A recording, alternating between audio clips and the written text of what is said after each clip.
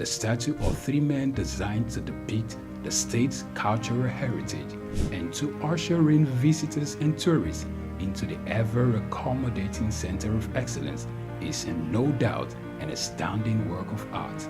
Originally built under the administration of Colonel Raji Rasaki, designed by Bodun Shodende in 1991 and standing over 12 feet high, referred to as Agba Meta or Aro Meta, the three sculptured chiefs were placed along the Lagos-Ibadan toll gate to welcome people coming into Lagos State.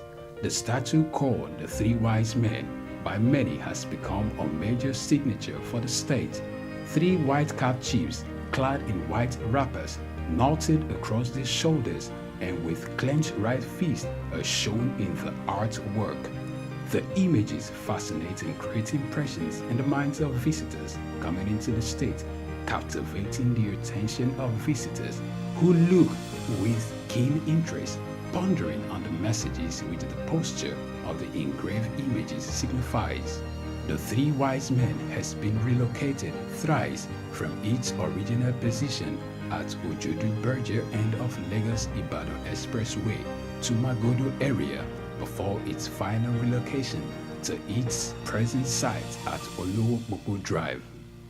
The sculpture has suffered severe damages over the years and renovated. Bodun Shodende, through this sculpture, depicted the highest honor that can be afforded to anyone in the Eko greeting tradition. The Three Wise Men, Arometa, Souq, Enlightenment. At the Africa Development Studies Center, ADSC, we are committed to driving sustainable growth and development across Africa through innovative training and research. Our mission: empowering leaders, policymakers, and professionals with the tools they need to create lasting change. With customized training, dynamic research programs, and study exchanges on leadership, management, and other critical development topics, ADSC offers a platform for exchanging cutting-edge ideas and global best practices. We provide comprehensive services in research and consultancy, capacity building and training, education programs, publishing, and knowledge sharing. Our esteemed faculty, composed of seasoned experts and researchers, ensures a learning experience that is insightful and practical. We specialize in policy development, implementation strategies, monitoring, and evaluation. At ADSC, learning is engaging and enjoyable. Our unique methodology includes talks, interactive exercises, games, video screenings, and lively seminar discussions, all in a comfortable and friendly environment. Ready to make an impact?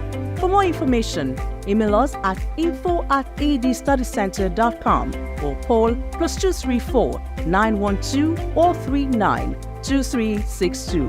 Visit us today at www.adstudycenter.com to explore our programs and upcoming events. Africa Development Studies Center, rethinking development for Africa.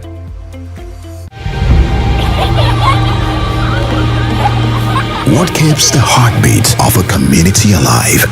Is it the courage to create, the power to connect, the vision to transform? Well, it's all of this and more.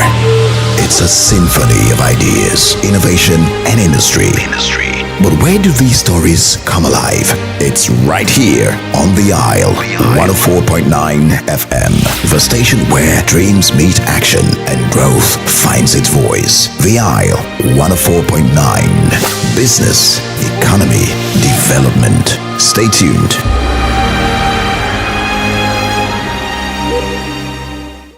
Broad Street. Broad Street, situated in Lagos Island, is steeped in Nigerian history.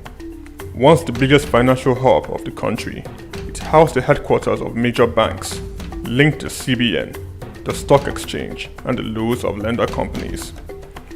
Broad Street is a historically significant street. It has played a central role in the development of Lagos and history, an important commercial and administrative center for the British colonial authorities. It was also a home to some of the city's earliest modern buildings. Broad Street was a residential area in the pre-colonial era. With the British came the Methodist Boys High School in 1878 and the Broad Street Prison in 1882, renamed Freedom Park. The General Hospital, which was a British military hospital, was built in 1893, being the first general hospital in Nigeria. The old British Secretariat building, which is now the Federal Ministry of Justice, was built in 1906. Broad Street has seen a full turn into modern commercial office blocks, complexes, skyscrapers, and markets from the outer marina through Akpombo, early into the Adeniji Adele Road. Broad Street is one of the busiest streets in Nigeria on weekdays, where commercial activities take place day and night. From modern buildings to ancient structures, this street gives one a raw dose of life in Lagos. Broad Street is often referred to as Lagos Financial District. It boasts a mix of architectural styles, reflecting its long history, colonial-era buildings, Victorian and Edwardian architectural features, alongside more modern skyscrapers and structures. Broad Street remains a vital, vibrant part of the Nigerian economy. Broad Street. Souq Enlightenment. Idumota Market. Eko Idumota, once a residential neighborhood, is home to Idumota Market located on Lagos Island. It is one of the oldest and arguably one of the largest markets in West Africa. Idumota is a historic neighborhood adjacent to the Lagos port that facilitated the slave trade, and later, under the British indirect rule, it surrounded to exports that fueled the colonial enterprise. Idumota was also the location of an armed forces remembrance cenotaph called Soja Idumota, built as a monument to Nigerian soldiers who served with the West African Frontier Force. An Eyo Masquerade statue and a clock tower are also some monuments at Idumota. Idumota Market is so popular that large sales are recorded as early as 7 a.m. The market is made up of hundreds of locked-up shops occupying several multi-story buildings, with some measuring about 5 or more floors. In 2010, the Lagos State government demolished some illegal structures in order to improve vehicular and human movement in and around the markets. During weekdays, the neighborhood of Idumota is densely populated by shoppers, traders, and bus passengers. From the Carter Bridge ascending into Lagos Island, passengers can see the neighborhood before disembarking at their final destination. Idumota Market accommodates the substantial inflow of imported goods. The bulk of import from abroad are routed first through Idumota and then on to other markets through Nigeria and other West and Central African countries. The energy of private Idumota traders and wholesalers facilitate this activity, where millions of US dollars worth of wholesale is exchanged daily. Idumota Market. Souq Enlightenment. The National Theatre, Igomu. Built during the military regime of Olusegun Obasanjo and finished in the time for the Second World Festival of Black Arts and Culture, Festac, in 1977. The theatre holds amazing treasures and memories. The artworks fill everyone with pride. The National Arts Theatre is visible from the motorway which connects Lagos Island and the mainland. The National Theatre is packed with the artworks of a legendary contemporary Nigerian artist, stained glass walls by Yusuf Grillo, sculptures and murals by Lamidi Fakeye, Erabo Emopai, and many others. It was put to full use for a month as one of the 4 venues of the Second World Black and African Festival of Arts and Culture, tagged Festac 77. The complex hosted 16,000 participants from 56 African countries and the diaspora in an unprecedented showcase of African music, fine art, literature, drama, dance, and religion. The National Art Theatre was built and designed by Techno Expert Stroll, a Bulgarian company, mirroring the Palace of Culture and Sports in Varna, Bulgaria. Completed in 1976, the building is one of the largest and most beautiful of its kind on the African continent. It consists of a central hall with 5,000 seats, a collapsible stage that can be quickly rebuilt, a conference hall with 1,600 seats, 2 large exhibition halls, and 2 cinemas with 800 seats each. The theater complex.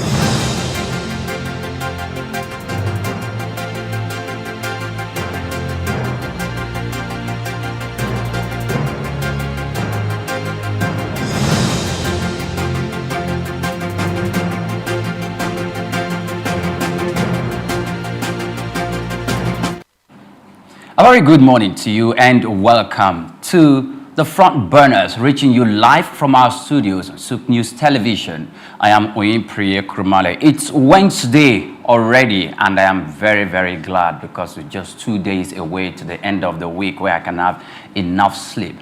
However, different stories on the Front Burners this morning, from the foreign to the local, and on different perspectives, just as you normally know it. Economy, business, development. We'll be bringing that to you in diverse perspectives. Well, at the moment, before I bring you on to see the 3 musketeers like I normally say, let's join Evelyn for something you do not want to miss.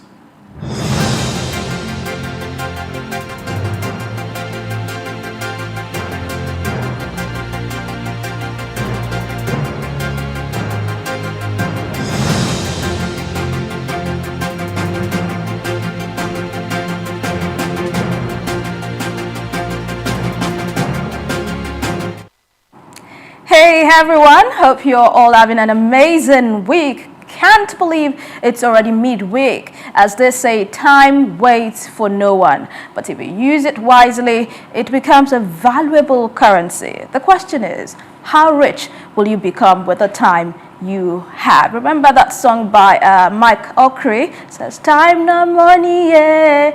Okay, I'm not a singer, but in case you want to hear more music, of course, all you have to do is tune into our sister station, the Isle 104.9 FM. Away from all of that, this is something you do not want to miss with Evelyn Ohiola. Shall we? Of course, we shall. Now, starting with Nigeria's external reserves, it has taken a hit, dropping by $1.19 billion in just 25 days. According to the Central Bank of Nigeria, CBN, the gross external reserves peaked at $40.920 billion on January 6, 2025, but then started declining steeply to $39.723 billion by January 31. This decline is largely attributed to international debt servicing obligations and foreign exchange interventions by the CBN. However, an informed source notes that external reserves are used for various purposes, including repaying external loans, paying coupons on Eurobonds, and spending in USD based on budget.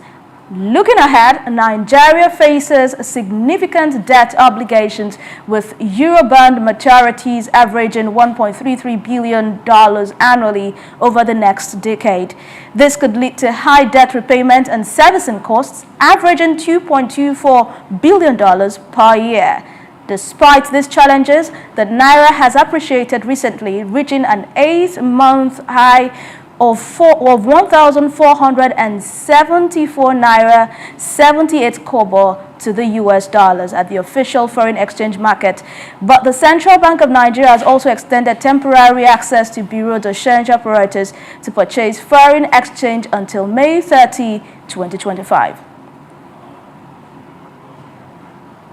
Now to my next story. You know who is getting some great news in Nigeria? The pensioners. The government just approved a massive 758 billion Naira bond to clear the backlog of pension liabilities. Can you imagine that finally they are getting the money they are owed over, after all these years? So here's the deal. People who were on the defined benefit scheme before retiring needed a top-up of their contributions every time there was a wage increase, which happened every 5 years. Over time, these liabilities added up, making it tough to pay them off. But now the government is stepping in to clear this backlog and ensure pensioners get their due. And that's not all. The government also approved a 30 million euro loan from Aix-en-France, that's the French development agency, to support student housing. This will provide sustainable and clean energy-based accommodation for students across the country. These approvals are part of the government's broader efforts to boost economic growth and resilience. Other initiatives include the National Single Window Project, which aims to improve economic competitiveness and increase government revenue. It's great to see Nigeria taking steps to support its pensioners and students. Let's hope this doesn't end up as a white elephant project. We keep our fingers crossed. Now, until the man that giveth many sleepless nights, President Donald J. Trump. President Trump has hinted at the possibility of the U.S. taking over the Gaza Strip and developing it. He proposed relocating the 2 million Palestinians living there to other countries in the Middle East, like Jordan and Egypt. However, ministers of those countries and other Arab countries several days ago flatly rejected the idea of accepting Gaza residents. Recall that Gaza has been decimated during a war with its neighbor Israel, which began with the October 7, 2023 attack by Hamas. Gaza is a hellhole, that according to Trump. He said this at the White House during a joint news conference with Israel's Prime Minister Benjamin Netanyahu. Trump envisioned Gaza becoming a thriving destination like the Riviera of the Middle East. However, his plan raises many questions, including how the U.S. would obtain legal authority to take over Gaza.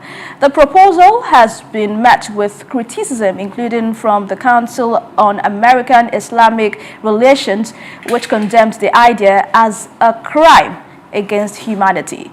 Trump's suggestion that the United States should take over Gaza was a new one for him, but it comes on the heels of his suggestions that the U.S. buy or take over Greenland from Denmark, that Canada becomes a 51st state for the U.S., and that the U.S. take back control of Panama Canal. And in my last story this morning, Google's making some big changes to its AI policy. Remember when they promised never to use artificial intelligence for developing weapons or surveillance tools? Well, that's no longer the case. Alphabet, Google's parent company, has rewritten its AI principles. Gone is the part that ruled out using AI for things that could cause harm.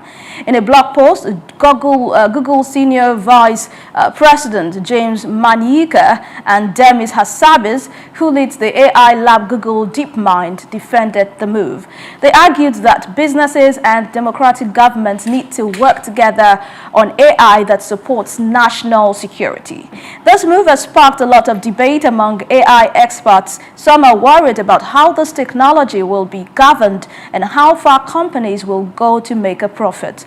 Others are concerned about the risks AI poses to humanity. Google's not alone in this controversy. There's been a lot of talk about using AI on the battlefield and in surveillance tech. Google's updated policy is just the latest development in this ongoing conversation. Now, what do you think? Should companies like Google be working on AI for national security, or is this a recipe for disaster? I'll leave that question for you to ruminate on, and perhaps the guys in the studio can help share their thoughts on this. But from me, it's bye for now. Catch you on Post and Perspectives by 9:30 a.m.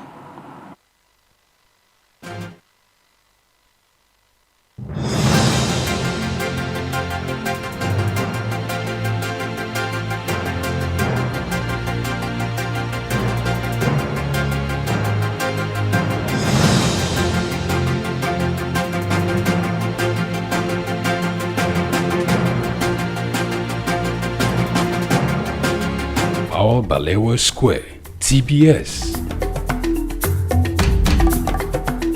Tafawa Balewa Square was initially used as a horsing ground called Lagos Race Course. The edifice was constructed by General Yakubu Gowon in 1972 and named after Nigeria's first Prime Minister, Sir Tafawa Balewa.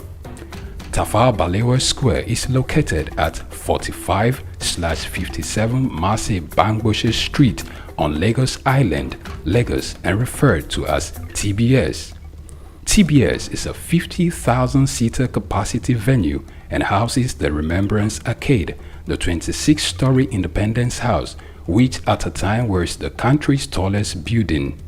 When Lagos served as the country's seat of government, the National Assembly Complex was within the TBS. Also in the square are the National Broadcasting Commission Office, the Nigerian Hydrological Services Agency Office, shopping centers, travel agencies, restaurants, car parking lots, and a bus terminal. Tafawa Balewa Square is adorned with beautiful statues of white horses and red eagles, symbols of strength and dignity. Her historic neighbors include the King's College and the Holy Cross Cathedral. Tafawa Balewa Square hosted some of the country's memorable events, such as the Independence Day in 1960, when Nigeria gained independence from Britain, the Armed Forces Remembrance Day, which is celebrated annually on January 15. The edifice is a national cultural asset. Tafawa Balewa Square, Souq Enlightenment. The National Theatre, Igomu. Built during the military regime of Olusegun Obasanjo and finished in the time for the Second World Festival of Black Arts and Culture, Festac, in 1977. The theatre holds amazing treasures and memories. The artworks fill everyone with pride. The National Arts Theatre is visible from the motorway which connects Lagos Island and the mainland.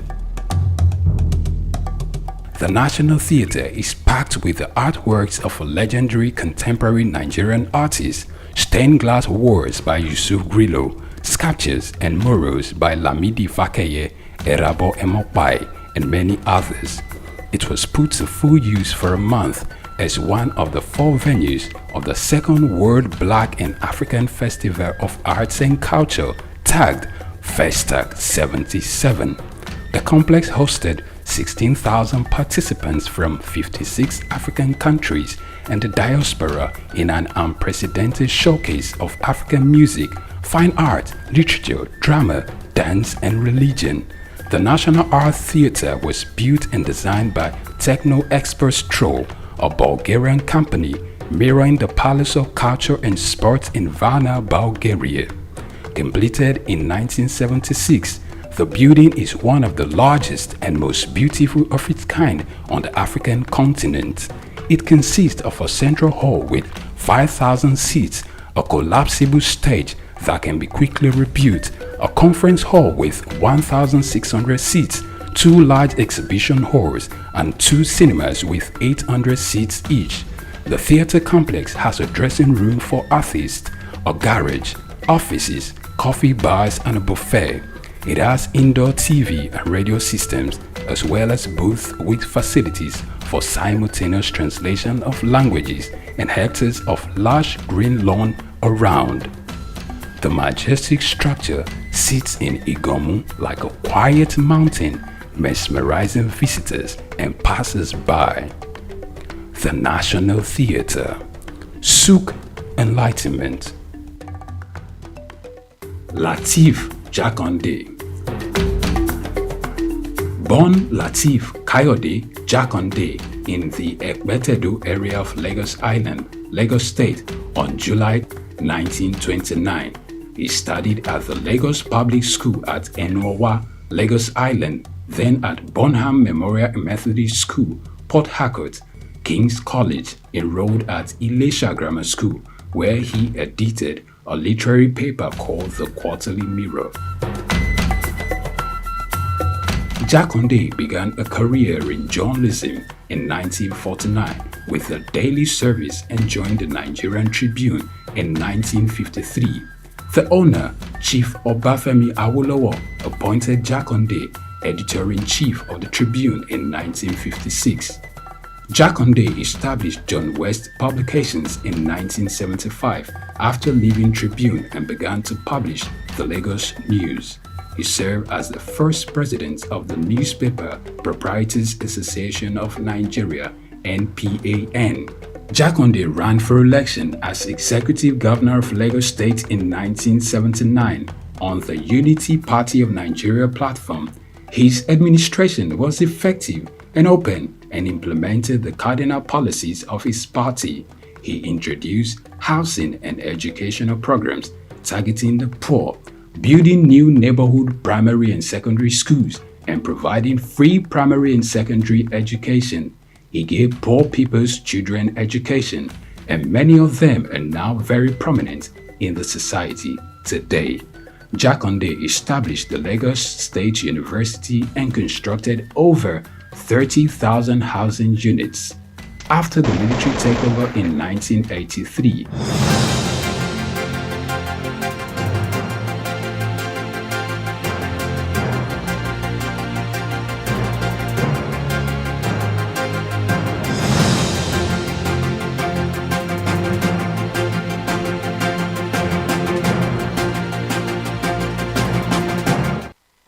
A very good morning to you once again and welcome to the program. I said earlier on while I was introducing the program that our three musketeers will be here again, just like we normally do, always in your face to bring and give you the dose of business, economy and development, reflecting in every aspect of what's right there on the front burners. Good morning to you, Doctor. Good morning to you, Blessing. And good morning to us at the front burners. Pray, this is the 5th day of February. Yes. Say in February, they say number 5 is always the number for grace. So plenty of it on the table this morning. If you are out there, we are excited to be in your faces this morning to share with you things that really will shape our common destiny. Just stay tuned as we continue. Henry, thank you for making our time to be a part of the show. Yes, you don't just have to watch, you can contribute by going to social media platforms at Souq News, hashtag frontburners, or on a YouTube channel, hashtag frontburners, and just comment on other issues that we will be discussing on the frontburners. And you know that it is done with a view to inspire change. Yes, and straight away, let's delve into insight on what made the news. President Bola Ahmed Tinubu signs bills creating North Central Development Commission, NCDC. It sounds familiar. That name sounds familiar. Yes. And the National Center for Disease Control. Listen, don't go there. North Central Development. I don't want to remember Ebola or neither remember COVID.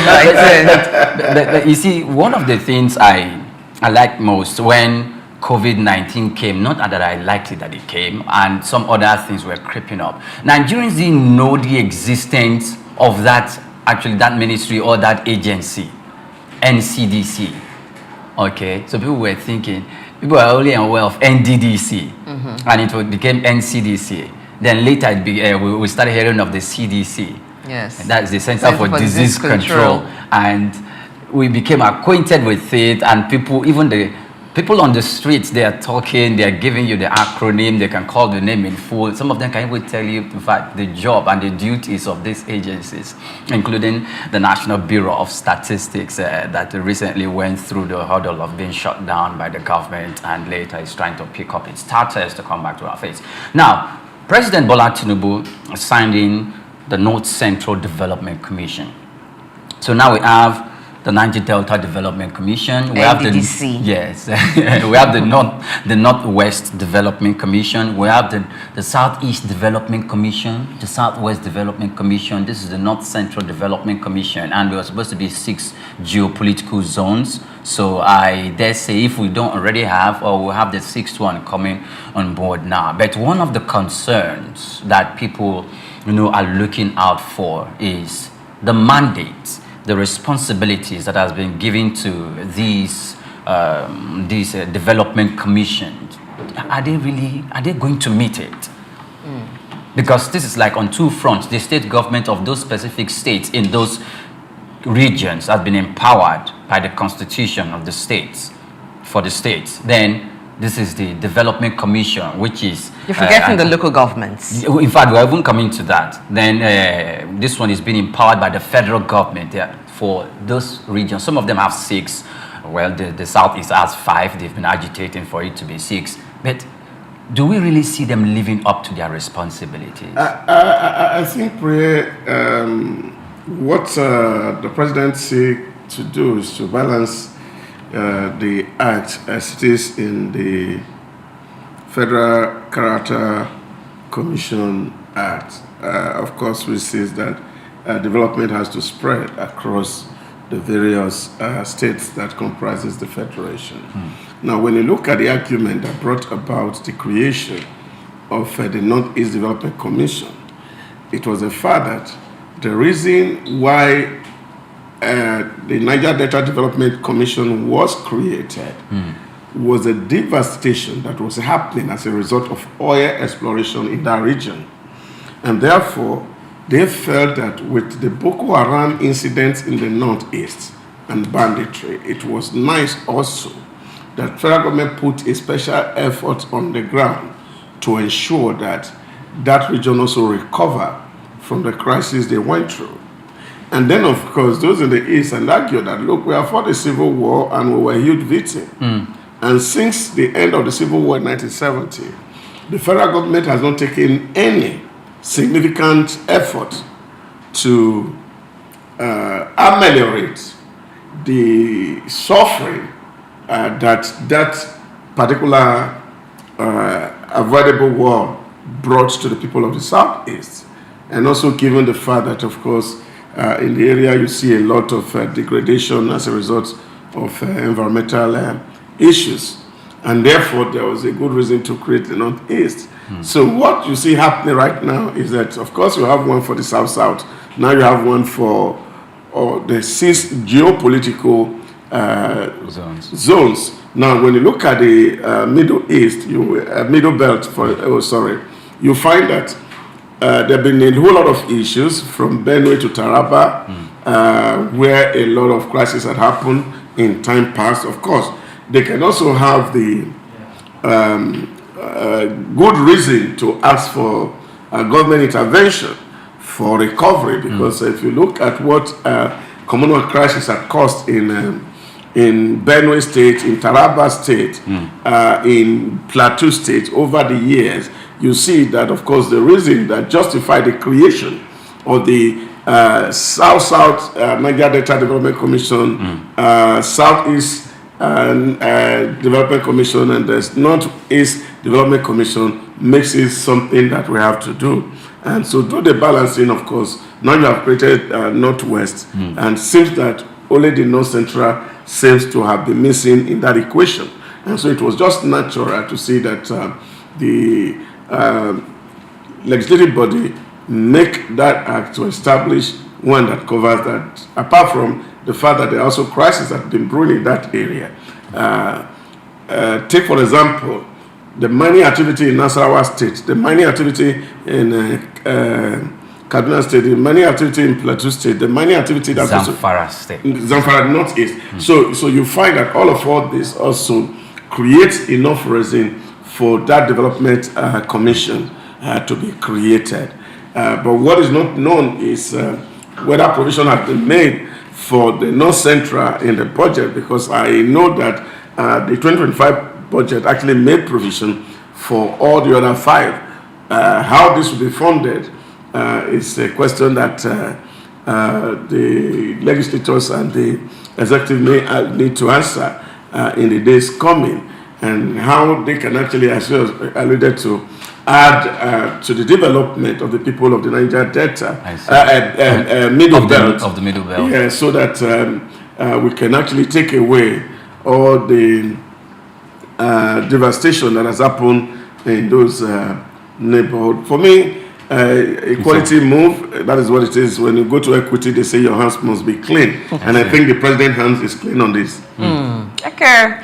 President's hands is clean, but the hands of those who will manage this development commissions clean. Let's even look at the mandates for setting up each of this, the mandate each of these commissions are given. Now, they're set up with the mandate to conceive, conceptualize, plan and implement projects and programs for the sustainable development of the areas they oversee, and they are also to identify factors that inhibit development and progress in those regions. I think that is also in line with what governance is and what should be. So where you have governors of states and you have local governments to bring that development, to conceptualize what to bring about development and keep development growing in any area, the local government takes that to the grassroots, while the state has that for the rest part of the state and oversees that at the state level. Now, this looks to me a lot more like let everybody get their share of the national cake.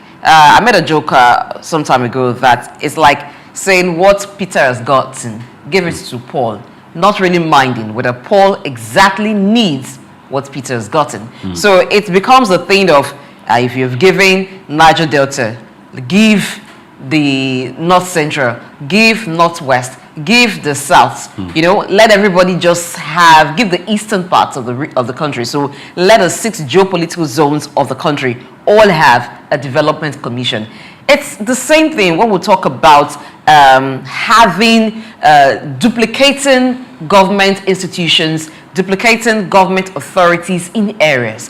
So what is it that these development commissions are going to do that the local governments have not been able to do, that the state governments have not been able to do and would not be able to do? So at the end of the day, we are merely creating commissions where more people will be employed, more funds will be taken to, and we will still have the challenge of accountability. We are not addressing the fundamental issues here.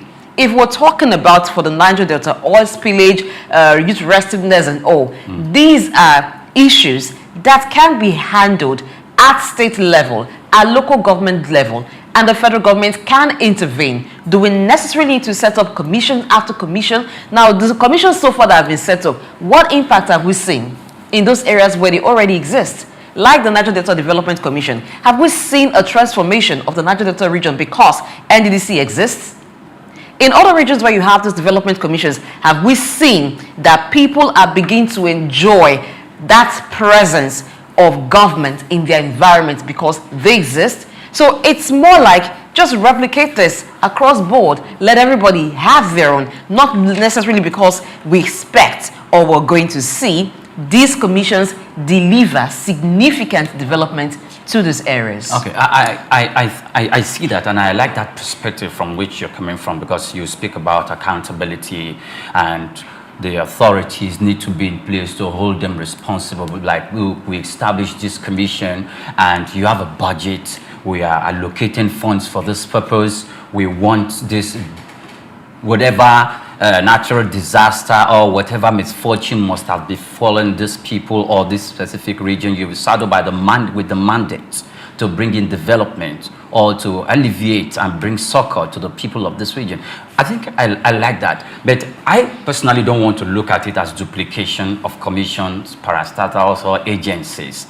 I want to look at it as, you know, if I look from one perspective, I will say the Revenue Mobilization, Allocation and Fiscal Commission, about 50% or 52% normally goes to the federal government when it is allocating funds, and about 28% or so normally goes to the state governments. Then about 20.02% goes to the local governments. If that goes there, then that of the NDDC or that of this development commission or the North Central Development Commissions comes straight to these commissions, who are equally saddled with the responsibility that no single state governor can, you know, financially have the capacity to take care of these challenges. The oil spillage we're talking about in Rivers State is one of them. The restiveness coming from Delta State, Bayelsa State, and probably maybe from Edo State or some part of Ondo State that constitute the Niger Delta State is also part of the things that these governors can come collectively to handle. However, I don't think they have the financial muscle.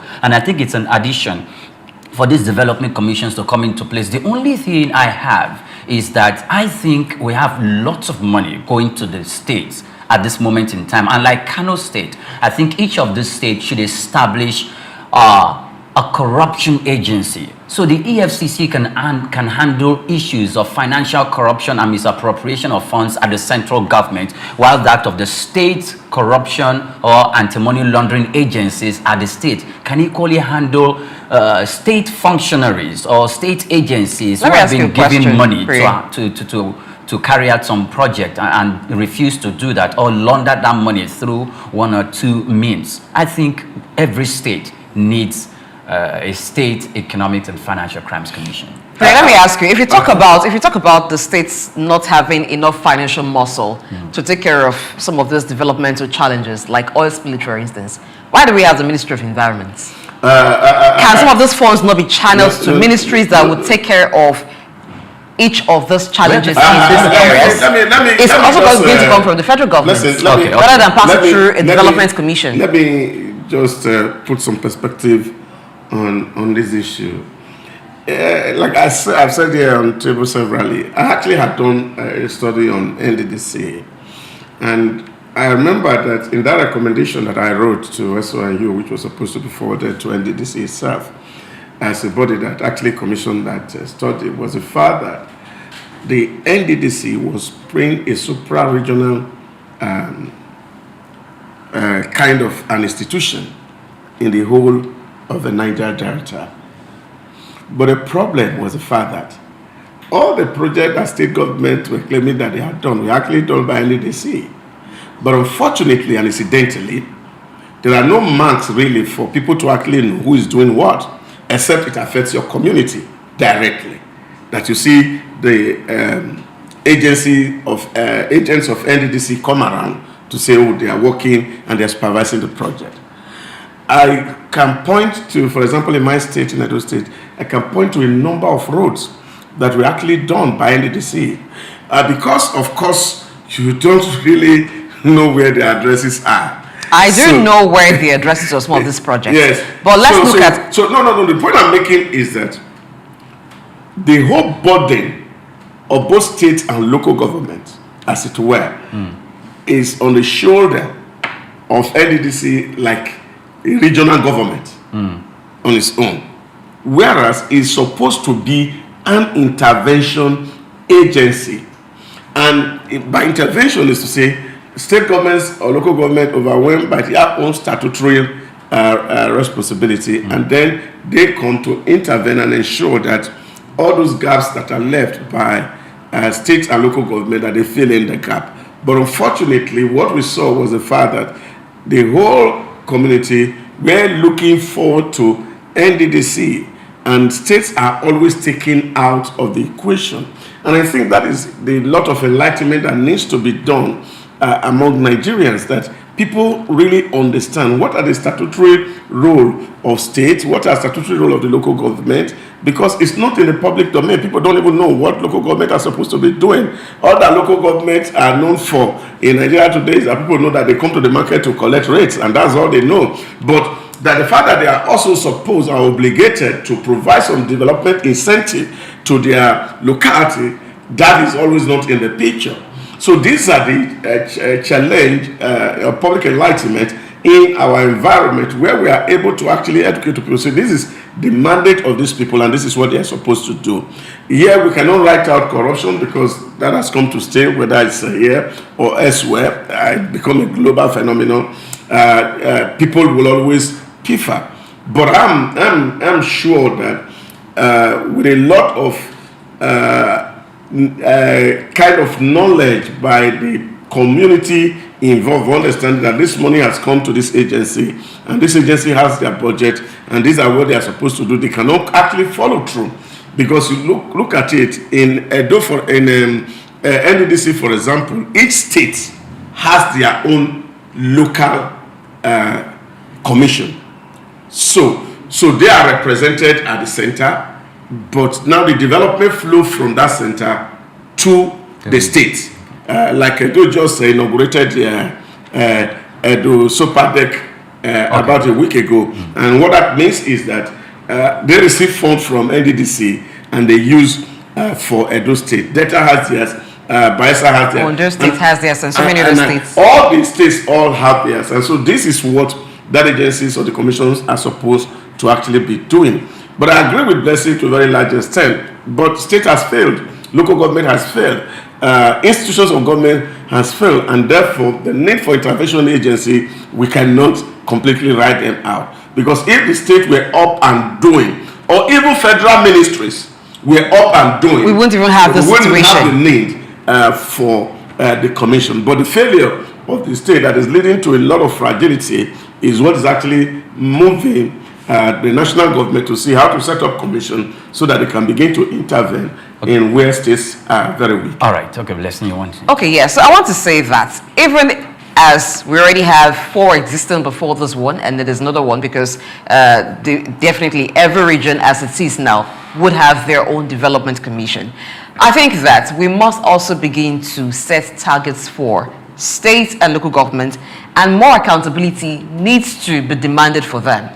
If the local governments are asking for financial autonomy, then we must also begin to look at what they've been doing. Now, Dr. cited the example of people thinking or restricting the duties of local government to markets, maybe collecting taxes. But even where they collect taxes from local governments, if you go to some local governments, the responsibility that they even have in the area of sanitation, ensuring that from that same market where they collect taxes, they ensure that they take care of the refuse generated there. It's a challenge for some of them to even attend to.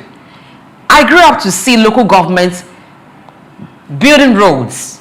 But these days, I don't know how many local governments are even able to do that. So it's more like we have forgotten about the local government. So the more we create these development commissions and we transfer the responsibility of development to the federal government, and everybody is asking for the federal government to be responsible for development, and less of that demand is made to the state. We're making lesser demand of that from the local government, the less effectiveness we will see of these agencies, because it's like when nobody has performed. So there's really no benchmark for you to appraise performance. So when they drop a little or they do a little, you feel like, oh, they've done so much. But where everybody is working and then there is high expectation from the people, you will see that where they do less than they are supposed to perform, people were asking, what is going on? Because you're receiving budgets from the government. Some of them even get funds from donor agencies because they want to develop certain regions, or because of the crisis that has happened in those regions. So they get funds from international bodies. But so we need to raise the bar here. That's what I'm saying. We need to raise the bar. Yes, congratulations to North Central. We'll be saying, oh, finally you got in yours. But after 1 year, after 2 years, we should be looking deeper at what have you done. For those that have been existing, it should not be business as usual. What have you done? It is not enough for you to build a block of classroom in one community, to build one small primary health. $3 billion project. Yes, it is not enough for you to build one primary health center where they do not even have beds, and then you just put your name there and say, for instance, maybe a Sopadec or Sopadec and the Sopadec, all of them. That's the project. Or NDDC, you do one, you construct a road that does not last more than a year. Because some of those roads that even Doctor was talking about made in Edo State, we know what happened to them now. Those roads are even, some of them have been reconstructed by state government because they didn't last, they didn't stand the test of time. So that's what we should be looking at. But I think, Blessing, the challenge which we have as a people is so overwhelming that sometimes you are confused where to actually put the locus or the cause of some of all these things that we are facing. You see, and I think the politicization of the environment is actually the problem, and that's what the last part I'm actually going to speak to.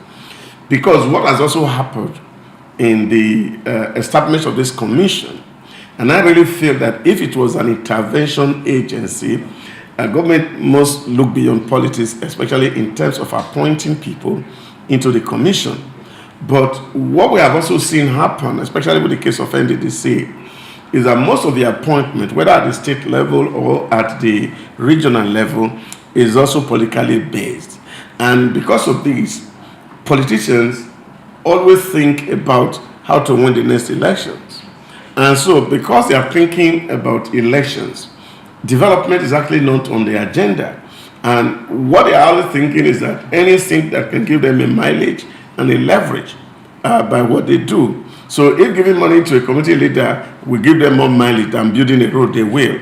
If giving the contract to somebody who is not a professional will give them a mileage for election, they will do. Okay. And I think these are the challenge that actually face us as a people, where we are not thinking about tomorrow, and everybody seems to be thinking about their pocket alone. And then I agree with Cliff Guard when he see corruption as when you have so much of monopoly and discretion, and there's lack of accountability, corruption occurs.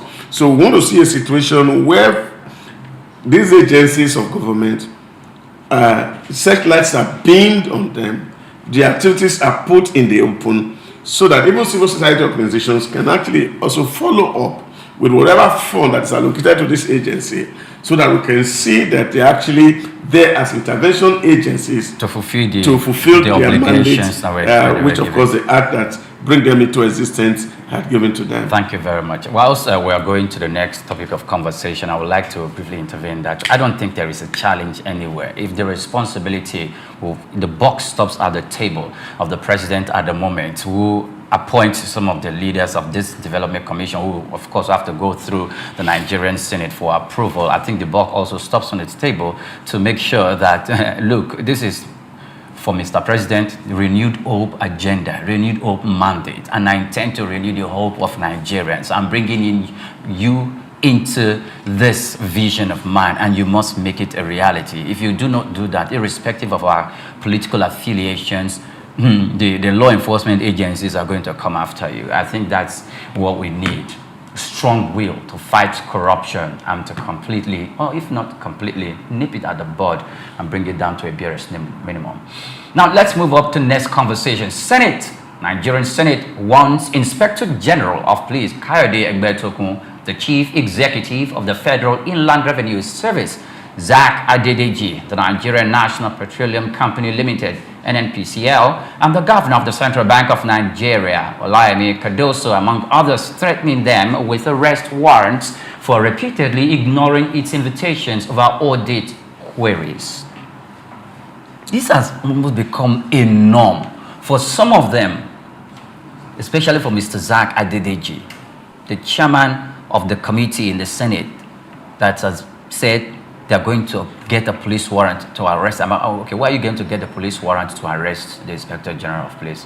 And that's by the wayside. Okay, so now you have been invited for 8 or more than 8 times by the Senate to come give account, to come and give account on the way and manner your department is been running. I think it is a common knowledge and a basic knowledge in government that the Nigerian Senate or the Parliament, the House of Representatives, one of their responsibilities is to summon or to invite any of the ministers at the federal level to come give account about the way and manner they've been running their obligations and the duties and their responsibilities in government. Or if, and this is not far-fetched, this is from some of these queries are coming from some of the things that came to limelight when the Auditor General of the Federation actually audited some of these accounts, and it's calling them to come and give account, even if it didn't happen in their own administration when they started heading that office. But it requires that they present themselves. In the United Kingdom, we know that the Prime Minister and of course his cabinet make Parliament their home. Whenever they are summoned or whenever they are called or invited, they are there. And you could see the Prime Minister is not coming there to say, I am the Prime Minister. He came and he speaks with a sense of responsibility and some form of submission, or in the sense that I am standing before parliamentarians. Of course, he is the head. However, he cannot, try to bring in this bossy disposition. And I must say that most presidents in the past and even the current needs to speak up and instruct their ministers that, look, if the National Assembly requests your presence and you refuse to go, you are tarnishing my image, and I am going to carry out whatever advice is being given to me by the National Assembly concerning your office, if it's to suspend you or replace you. I don't think you see that coming. But I see there's a tone to it, and I don't think that this respected gentleman will deliberately want to ignore the Senate. For 8 times? Yeah, there are some things that one will need to know, and I think these are things where things start to be done very well. Take, for example, the chairman of the board of FRS is just a chairman, and of course, like I said yesterday here, the audit that they are talking about is audit of 2020. 2020, because the 2021 is just been finished. The Senate or the PAC is yet to consider 2021 audit. So 2020 audit is what we're talking about. So when you look at 2020 audit, he wasn't there. And some of the people who were the principal actor in that era, maybe as DG, as directors, assistant director, a lot of them would have retired and they are no longer in service. So you have a permanent secretary. Of course, they could go. Permanent secretary, the maximum you can stay there maybe 4 years or thereabout if you are appointed early. But before you get to become a PAMSEC in an agency, you should have been getting close to your retirement. And these are the things that affect public service. But there's a tone, which is, I want us to understand in some of all these things. I don't think that if the committees actually want to do their job very well, that they need a better call, they need a DDG to be able to give them the information that they need. Because each of these agencies of government, they have accounting units, they have auditing units, internal audit units, who can actually speak to these queries. But the unfortunate thing is what Professor Patu Tommy mentioned some years ago. I remember in 2019, we were having a conversation somewhere in Abuja, and he said that some companies were threatening leaving Nigeria because of the overbearing nature of some committee chairmen. And they don't want anybody to represent the board or the chair of the board because they're actually the people who can sign the check. So we also have to look at that. Recently, we're hearing trending that some committees are demanding money from Vice Chancellor of University for their budget to be passed. So it's beyond people appearing to answer to queries. But Doc, don't you think if they are to request some of those who are below the line of the PAMSEC or accounting units to appear, that means that the legislative arm would have jumped the head of the administration, their political appointee, and also the administrative. But the head does not even want to appoint others to represent. It's not. The letter is said, look, nobody can represent you. You have to appear yourself. Yes. And there's a reason why you have to appear yourself. See, this is the issue in terms of governance, that we also must get to that point that, because if things are clear enough, people won't really, because you need to also hear from the other side. I deal with a lot of public service from time to time, Director General. Sometimes even before this open thing, there are threats that are coming from undercover that are flying. And this is a problem with our democracy today, really, that a lot of people are worried about the status of the legislature, whether they're actually there for the interest of the people or they are there for their own personal interest. These are challenges that we face as a people. So it's like what we see on the public. So we have invited this man and the man refused to come. This is the 8th time that we have invited him to come, because they understand what these queries are all about, because it's something that's already in the public domain. And of course, you also understand that this person is an executive who is also working, and then of course you put conditions under which it should appear, and those conditions somehow may be suggestive.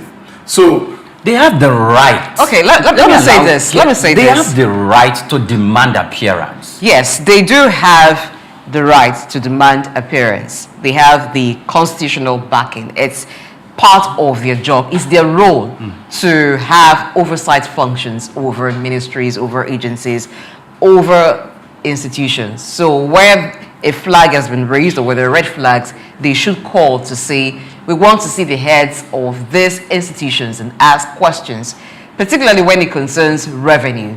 And it seemed like there was not, the remittance was not what it should be. However, you know what to say, that respect is not demanded, it is earned. And I also want to say, yes, respect is not demanded, it is earned.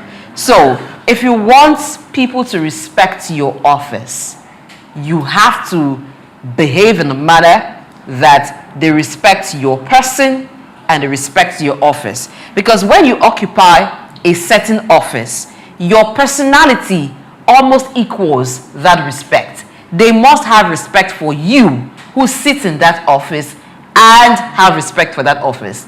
If you don't have respect for you, if you don't have respect for that office, it's going to be difficult having people to go with what you're saying, even when you have the constitutional right to demand what you're asking for.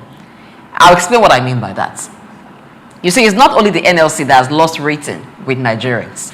The National Assembly also have lost rating. They've lost reputation by some of the things that happen behind, some of the things that we see them do. So how do you demand accountability when you have issues of accountability? You are not even very accountable. You've not shown responsibility as you should.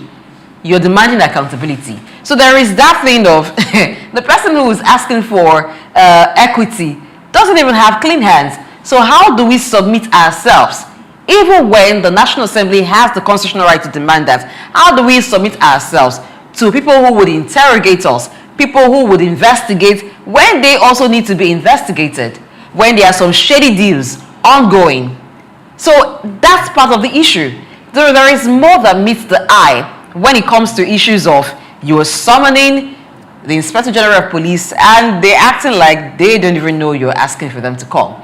You summon the governor of the central bank, you don't get a response. You summon the head of the FIRS and you don't get a response. And other agencies, and this continues. It is not something that started with this particular assembly. We've had this as a recurring decimal. It's like that happens normally. Let's even look at how ministers are appointed. Look at them when they come to the National Assembly. There are some that are not much interrogated. They just say, okay, you see familiarity on display. Should we even have the familiarity? It doesn't matter if you've served in that capacity more than once. Let's say you've been a minister in Ministry of Education, and now you've been appointed or nominated to be appointed as minister in Ministry of Health. Even if you performed in Ministry of Education, it's a different ministry. So I expect that there should be some engagement. But you see familiarity on display. Whether that familiarity is based on trust or based on something that we're not seeing, oh, they just say, oh, take a bow. And somebody else has come, you see the grilling. So you already see that there isn't actually fairness in the way and manner the National Assembly dispense the duty. Some of those things is what, some of those behaviors is what we are seeing reflect in this, so I would like to call it see-finish, disrespect, familiarity. What's going to happen?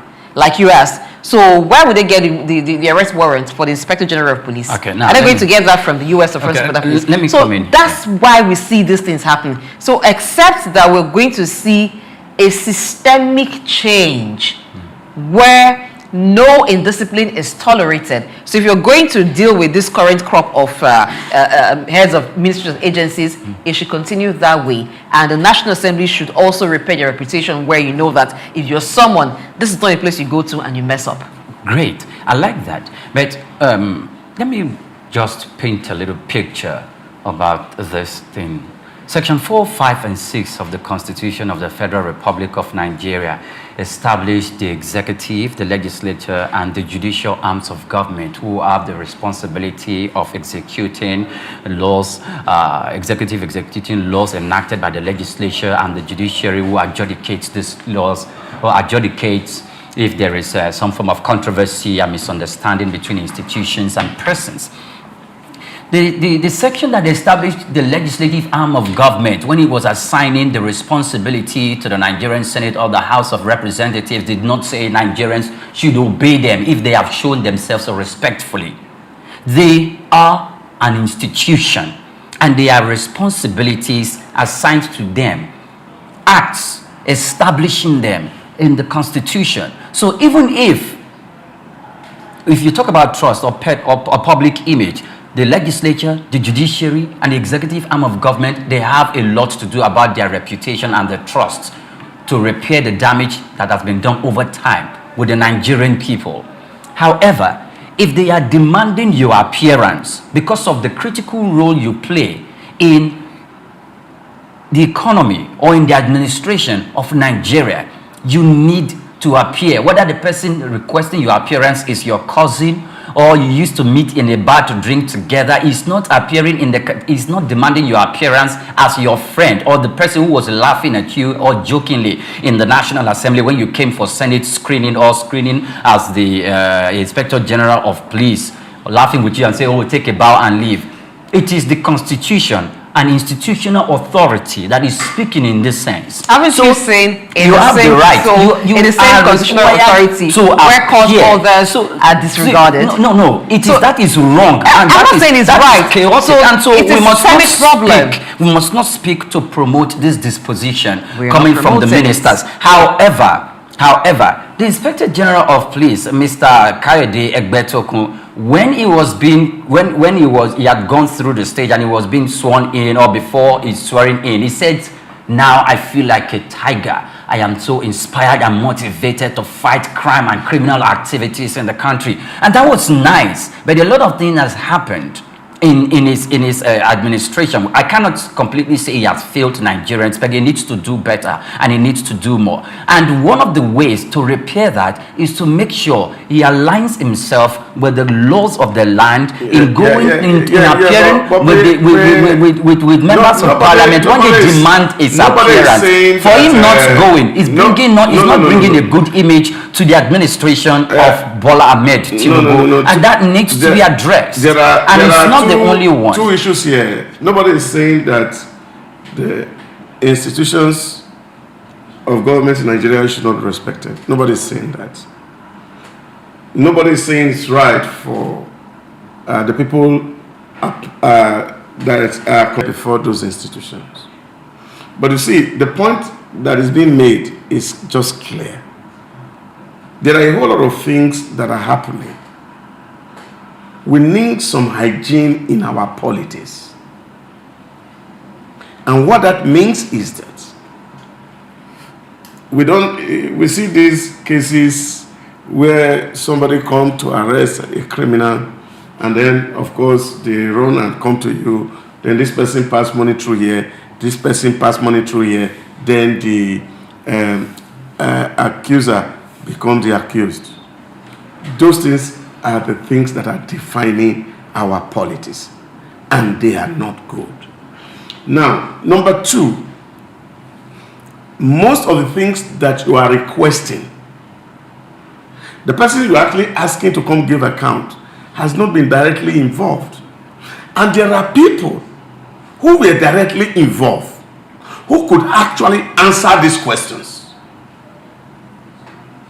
Because for me, if it is, yes, what do we want? Okay, certain budgets were made in 2019. And 200 billion was supposed to be used to build police academy. And we have not seen the academy built. There's somebody who is sitting in that agency who has information about how that money went, whether there was a due process of environment or that the money never came. The head of account of that particular agency can't answer. The internal auditors in that agency can't answer. The point I'm making is that if we're really needing information or clarification as to how certain money was spent or not spent, there are people within the agency who are also actors within that agency and senior member enough who could actually come to the committee. Can I interject by saying, if the political head of that agency feels is not directly responsible to it because the tenure had passed like 2 tenures ago before he came on board, he can, by showing appearance and bringing that person, either it's the PAMSEC or the chief accounting officer of that ministry, to appear, who has that knowledge to actually give account to the Senate committee. Because if you do not appear and you do not tell your subordinate, okay, probably it's an administrative staff, and you do not mandate his appearance or his appearance with you going to appear with the Senate, then you are not still appearing, and you could be using that as a tactical but this is what I'm saying. The point I'm saying is simple. You know, you were not here 2 years ago, and somebody is asking Priye, come and tell us what happened in Joseph Harding. Okay, well, are you going to tell to that? You see, I don't think they are telling you, please, we don't want you to come with anybody. We want you to come alone. Oh, the Senate won't say that. Okay, they won't say you come alone. This is it. You need to ask for the letter that invited the agency. This is it. So you have to appear in person. So this is the challenge, and you see, there are motives around all these things. I will not run away from those motives. Yes. And it is those motives that I'm saying that, look, we're talking about a great country, and we're talking about things done properly. You is trying to ensure, like some law enforcement agents do around us here. There's a road sign. Then they go and hide somewhere. Do not pass. And waiting for offender. So that if somebody here, they jump on the road. That's what we see in this environment. But whereas in other places, somebody is waiting to tell you that, look, this is a one way you can pass it. Somebody is waiting to tell you, you cannot cross road here. To ensure that people understand the real essence, that laws are not supposed to be punitive, they are supposed to be corrective. Okay. And when we do that as institutions of government, then of course we can mutually hold ourselves accountable. And I think that is the point I want to just make. All right, what I would say to that, or my response rather, would be, yes, there are motives, and that's what Doc and I have been able to establish, that the reason you see this attitude is because there is more than meets the eye. However, now if you say that the reason they do not want to appear is because they do not have information that is being required of them, because perhaps they weren't the ones at the helm of affairs at a particular time. I do not agree with that, because government is supposed to be a continuum. So nobody runs government in isolation. There are documents. There are people who together carry out processes. So for everything you're doing, even if you are the head of the agency, even if you are the minister, you work with people. There's a hierarchy, and so there's a downline as well. So you know when a paper leaves your table, even if it comes to your table last, there's a build-up. There's a place that document was generated, and there's a place it falls last. So there's somebody who assents to it. You cannot be assenting to something you're not aware of. There are files that bear documents for a particular project. So even if you were not there 10 years ago, for the fact that you had that ministry, dust it out. You must have had one or be privy to information about it, even if you were not privy at the time, because that was not the issue didn't come up. The fact that they are asking would make you ask those who were around. That's why you have permanent secretaries. Permanent secretaries have been there in the ministry for a long time. So they have the experience, they have the information of what has happened over time, and there are documents to back it up. So if really you do not have that information, if you want to have it, you can have it. So I don't think that's an excuse. However, I think the reason why they are shunning the National Assembly or refusing to attend is just because of certain issues that may have been going on, and certain institutions acting like they're independent, being too strong. What can you do to me after all? You didn't appoint me, you only confirmed my appointment. So it's just like forcing the hand of the National Assembly. What can you do after all? Because there's been so much disrespect in the interaction and in the way things have been done. So unless that is corrected, and it's a systemic thing, it has to trickle down. Even for state assembly, you see commissioners, even because the reason why you don't even see much of that happening at the state level, because the state government can easily remove commissioners, but that doesn't really happen at the federal level. But some sanity needs to happen. It is easy for you sit down on the comfort of this table and you can speculate. It's not comfortable. I'm not speculating. You have concepts in everything. It's not speculation. Just listen. They have the information. Just listen to me a little bit. You see, when I was speaking at the inauguration of PAC committee in March last year at Abuja, and I said to them, you see, it's not unfounded that agency heads are afraid to appear before you because of your disposition. And now, and I think after the death of that unfortunate incident of the custom officer that died while trying to respond to some question that I really did not understand, and the push. And of course, now is a standing order in the National Assembly now that before you appear, you have to submit your head status. Yeah, but even with the submission of the head status, people's heads are triggered. I deal with head of agencies, and I can tell you how palpable they are. But that should not be an excuse. Yeah, but it's not an excuse. But it is real. Yes, it is. It is real. The reason why it is real is that I'm not even talking about government, I'm even talking about private companies.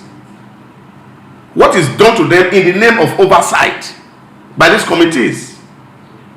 So it is the thing that we must, yes, is statutory for government to say we have a role to come and to oversee what is happening. Yes.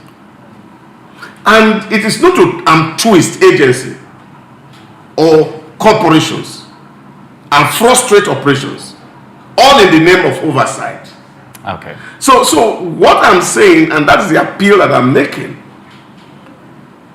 anybody coming to equity, his hands must be very clean. Let's be that all of us are acting for the interest of Nigeria, not because I need to do this because we must do this to get this XYZ done. Right. Because what you don't understand, and this is happening to agency, is to say, okay, what the so-called, the term that came out in the last regime, they call it budget padding. Their members are actually insinuating and saying, this is your budget. If I don't get this, yours is not passed.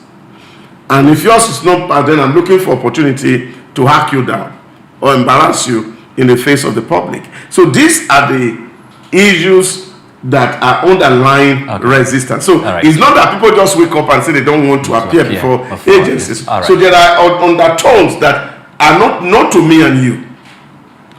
These undertones are the current that is flowing between the agency and the set committees. Thank you very much. I think to make that easy, there should even be a way of improving the process. They do not necessarily have to appear, but they can respond to it. So if it means supplying them the information that they need, and if it means even having a virtual meeting where you're not in the same room with them and you don't feel that negative energy, and you're better able to manage whatever the situation is within the environment, then I think it should happen. By all means, what they need is information. So however the information is coming, if there's a better way to have that information, then it should happen. Well, for me, I will demand physical appearance the way the Senate is doing it. This is government. You don't have thick skin. You cannot be there. Please don't be there. If you're being appointed and you think you can't stand the heat, step down. And I would just have about 3-4 minutes to treat the story before moving up.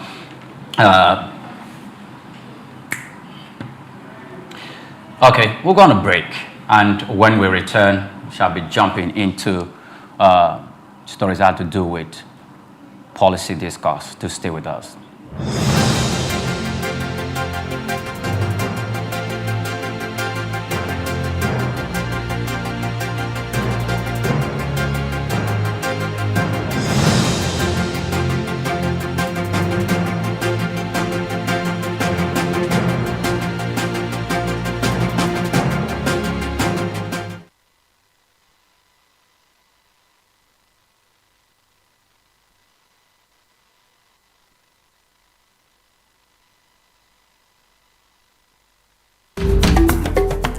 built during the military regime of Olusegun Obasanjo and finished in the time for the Second World Festival of Black Arts and Culture, Festac, in 1977. The theater holds amazing treasures and memories. The artworks fill everyone with pride. The National Arts Theatre is visible from the motorway which connects Lagos Island and the mainland. The National Theatre is packed with the artworks of a legendary contemporary Nigerian artist, stained glass walls by Yusuf Grillo, sculptures and murals by Lamidi Fakeye, Erabo Emopai, and many others. It was put to full use for a month as one of the 4 venues of the Second World Black and African Festival of Arts and Culture, tagged Festac 77. The complex hosted 16,000 participants from 56 African countries and the diaspora in an unprecedented showcase of African music, fine art, literature, drama, dance, and religion. The National Art Theatre was built and designed by Techno Expert Stroll, a Bulgarian company mirroring the Palace of Culture and Sports in Varna, Bulgaria. Completed in 1976, the building is one of the largest and most beautiful of its kind on the African continent. It consists of a central hall with 5,000 seats, a collapsible stage that can be quickly rebuilt, a conference hall with 1,600 seats, 2 large exhibition halls, and 2 cinemas with 800 seats each. The theater complex has a dressing room for artists, a garage, offices, coffee bars, and a buffet. It has indoor TV and radio systems, as well as booths with facilities for simultaneous translation of languages and hectares of lush green lawn around. The majestic structure sits in Igomu like a quiet mountain, mesmerizing visitors and passers-by. The National Theatre, Souq Enlightenment. Lateef Jakande. Born Lateef Kayode Jakande in the Ekpetedo area of Lagos Island, Lagos State on July 1929. He studied at the Lagos Public School at Enowa, Lagos Island, then at Bonham Memorial Methodist School, Port Harcourt, King's College, enrolled at Ilesha Grammar School, where he edited a literary paper called The Quarterly Mirror. Jakande began a career in journalism in 1949 with the Daily Service and joined the Nigerian Tribune in 1953.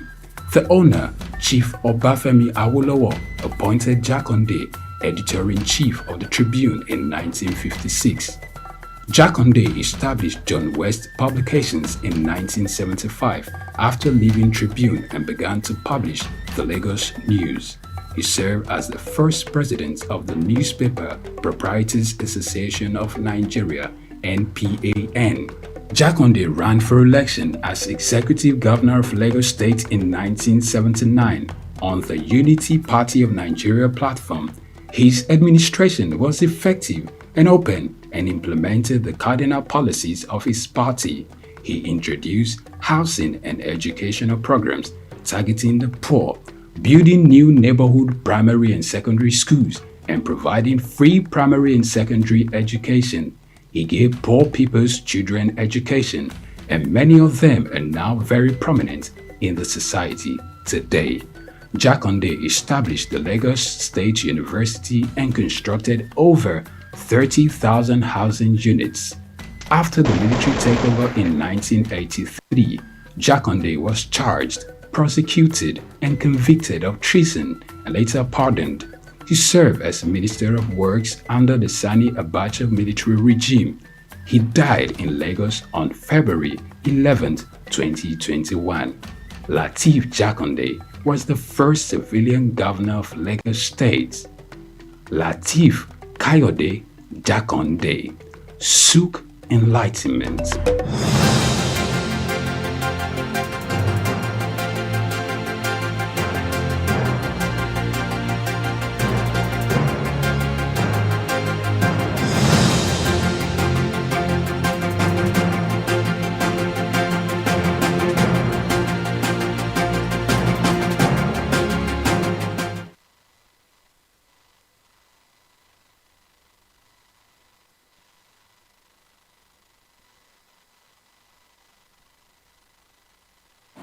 Welcome back. Many thanks for joining us on the program. And now we are moving to policy discourse. And our first line of call is oil firms must supply local refineries or lose export permits. The NUPRC and why Trump's oil price cut won't budge Nigeria. That's coming from OPEC.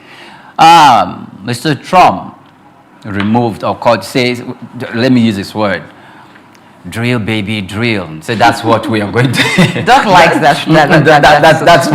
That's what we are going to do. And sometimes when he's giving his speech, I wonder if he actually goes with the script. But I think it does. Can Trump comply with his script? I'm sure he can. He will go off script. He definitely would go off script. And he will come back, because during his presidential debate delivery, I saw that it was, even though he was changing positions, he was glued to the screen. And whenever he uses his own words, you could see that from his body language. So, OPEC is saying Nigerians shouldn't have anything to fear, Doc. Do you align yourself with that perspective? Well, there's everything to fear, and there's everything to worry about. And like I have said here on this table, Donald Trump is a strong negotiator. And what he's determined to do is to see that prices of goods and services come down, that nobody is holding any other person to ransom as prices are concerned. So I think there are talks with his allies, and that was why he made it very clear that he was wondering that after his elections that Saudi Arabia should have known, and they didn't need to expect that he come before they pulled down the prices of crude in the market. And I think that's good for everybody, and even including us who are sitting down on this table. Because right now that the market forces are determining prices, the lower the crude, of course, the better it is for the consuming public. Although when crudes are high, nations make more money really. But how that translates into the pocket of an average individual is something that has to be said on another day. But what Trump is doing is that they are also huge consumer of these export of crude from this OPEC country, because they have been buying in reserve. And he's saying now he wants to show up his reserve, and he too wants to pump out crude. The law of supply and demand is what it is. Well, as long as the people are going to be the one to benefit from it, I don't so have the any law problem of supply and demand says that if you have so much goods, you should have it cheaper. Chasing very few buyers, then of course the prices will naturally crash. And that is what we are going to see. And for every word he says, I think he seems to have an idea of what he wants to do. Because if the last 4 years he did before Joe Biden came in is anything to go by, is to see that Donald Trump is insisting that we have some things that we can use, and we cannot allow our people to be suffering while we are investing in very expensive technology and energy, where there's something that can be cheaper, that can make life more meaningful for the American people. And I think that's where they are also looking at an American who is incurring more debt by investing in buying crude when they could actually sell crude. Okay, I think that even Trump asking that OPEC and Nigeria, as well as other oil-producing countries, reduce the price of oil. Nigeria is not even in the question because we don't even have so much to sell. No, I'm saying, but he mentioned that they should reduce the price of oil. OPEC, Nigeria is also part of OPEC now, so he was asking, and he was saying that he expected that by now they should have done that. Why haven't they already reduced the price of oil? Because he's saying that if they reduce the price of oil, it will affect Russia, and so reducing the price of oil will be equal to ending the war. But OPEC differs in that view. It's just that, yes, Trump is a strong talker and is also a strong leader, but there are times when Trump sort of wants to step out of line and act like he is the world president, even when he says America would be for America. So how are you the president of America and also wanting to give what sounds like an instruction to OPEC and to the world because you think that's what will end? I am becoming president. Why are you not taking the price down? He doesn't have a right to even say that. Now, if it's an appeal to... There's a consequence. if it's an appeal to OPEC, and OPEC has even reasoned that they would not even do that. And I don't see how dropping the price would automatically stop the war. And even if it does, there are several other countries that will suffer for it. Because oil still remains a major earner for some countries. Countries like Nigeria, are you saying that Nigeria should have less income because you want to stop the war in Ukraine? What is Nigeria's participation in the war in Ukraine? There are other diplomatic avenues that can be explored. There are other avenues that can be employed. Why not stop the aid that you're giving to Ukraine that is also fueling the crisis? Why ask that OPEC reduce the cost of oil? So I'm glad that OPEC did not even consider that decision. Okay. That suggestion. But OPEC don't need to consider the decision. And when you know how international negotiation happens, you will understand that Donald Trump is making some very strong statements. I've said it on this table. Elementary international relations study says foreign policies are extensions of your own domestic policies. Whether you like it or not, America is still the richest country in the world. Whether you like it or not, they are still the most profitable people in the world in terms of success. They have a whole lot that the world need. And so what he's saying is that you need me. And if you need me, then we have to be on the same plane. And what this means for the OPEC nations is the fact that you're also having somebody who is taking enough from you and is saying, henceforth I'll take. So it's like, that's where really, yes, good, great.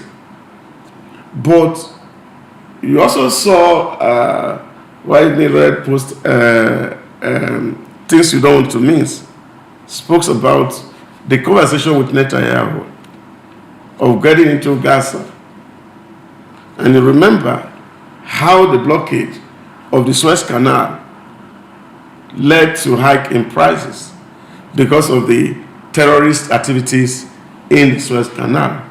So you are seeing a Trump that said, oh, we want to take over Gaza, because actually what he's looking at is that canal, so that there are flow of trade. That people take advantage of these disruptions for price hike. So what you're going to see is that people are going to talk. Somebody wrote yesterday and said the president of China eventually talked down because he knows that they will lose more than America will lose if the trade war starts. Other nations are backing down. So he's not just talking. He's saying that I have what it takes in my hand to condition what can happen to you. So you come down to table, let's talk about it. Okay. Whilst the China has responded by imposing some form of tariff on the United States, most especially 15% for some of the exports coming to China and 10% for some of those exports too. I want to see these as Trump and America is going to gain, because I think it's benefit for the world. Nigerians should be praying that America start drilling right away, because when they start drilling, the price of oil is going to continue to crash, most especially when OPEC countries and including Nigeria begin to raise up their capacity to produce more locally. That is going to influence the international market and to be good for the people at the end of society. However, I would like us to get this information from the horse's mouth. That's from the United States President Donald Trump, where he made this speech which we are currently addressing as a policy issue. And here's what he said. I'm also going to ask Saudi Arabia and OPEC to bring down the cost of oil. You got to bring it down, which frankly, I'm surprised they didn't do before the election. That didn't show a lot of love by them not doing it. I was a little surprised by that. If the price came down, the Russia-Ukraine war would end immediately. Right now, the price is high enough that that war will continue. You got to bring down the oil price. You got to end that war. I'm also going to ask Saudi Arabia and OPEC to bring down the cost of oil. You got to bring it down, which frankly, I'm surprised they didn't do before the election. That didn't show a lot of love by them not doing it. I was a little surprised by that. If the price came down, the Russia-Ukraine war would end immediately. Right now, the price is high enough that that war will continue. You got to bring down the oil price. You got to end that war.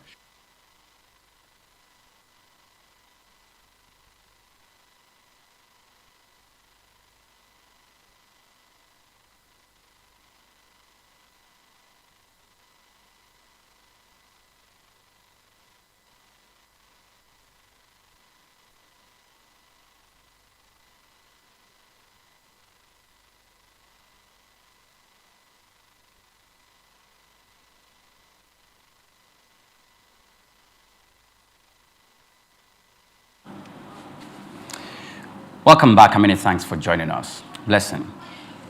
So that's the President of the United States, Donald Trump, talking about why he wants OPEC and the oil-producing nations to reduce the price of oil, and saying if they had done that already, the war in between Russia and Ukraine would have ended by now. But I doubt that sincerely, because I know that energy is a big source of revenue for Russia, because that's part of the reason Europe could not really hold strongly over Russia to say you must end the war. Because when they did, they know that Russia supplies most of the gas that they use, and Russia gets a lot of revenue from gas. So they wanted to target that and say crash oil price, so less revenue comes for them, and that will lead to Putin not being able to fund the war. But like I said, there's also a lot that they need to do to ensure that war stops, and not just targeting oil price. But if you look at crashing oil price, for now, that would not favor Nigeria. What is the 2025 budget benchmark against? $75 per barrel. That's what Nigeria benchmark their 2025 budgets. So at a time that crude oil price rose to $85, it was good news for Nigeria, because that means more revenue would come, even if there would also be a consequence because the pump price of petrol would increase. But at least the federal government gets more revenue. Right now, we are not even producing up to 2 million barrels. We're not producing up to 1.5 million. No, let's even use what the federal government is targeting, 2 million barrels. We are not even producing up to that. So it means that if oil price declines, we'll get less revenue. If we're producing more, we'll say because we're producing more, that would compensate for a less price, when we have a less price. But right now, we're not producing enough, so we need as much revenue as we can get. So reducing oil price will not be in the favor of Nigeria, for instance. So right now, it is not something that we can afford to do. If we have built capacity, enough capacity for local refining, and we've also increased production, and Trump is saying this, we can then be saying, okay, maybe we would consider that. But for now, it's not in our favor. It will be premature for us to do that because we want to end the war. There isn't much that is need for us at the moment. I wasn't talking about any. Sorry, Doc, just a moment. I wasn't talking about ending the conversation. Should be about ending war. The conversation of Donald Trump to the World Economic Forum was about the war in Russia. But that was what he cited. That's the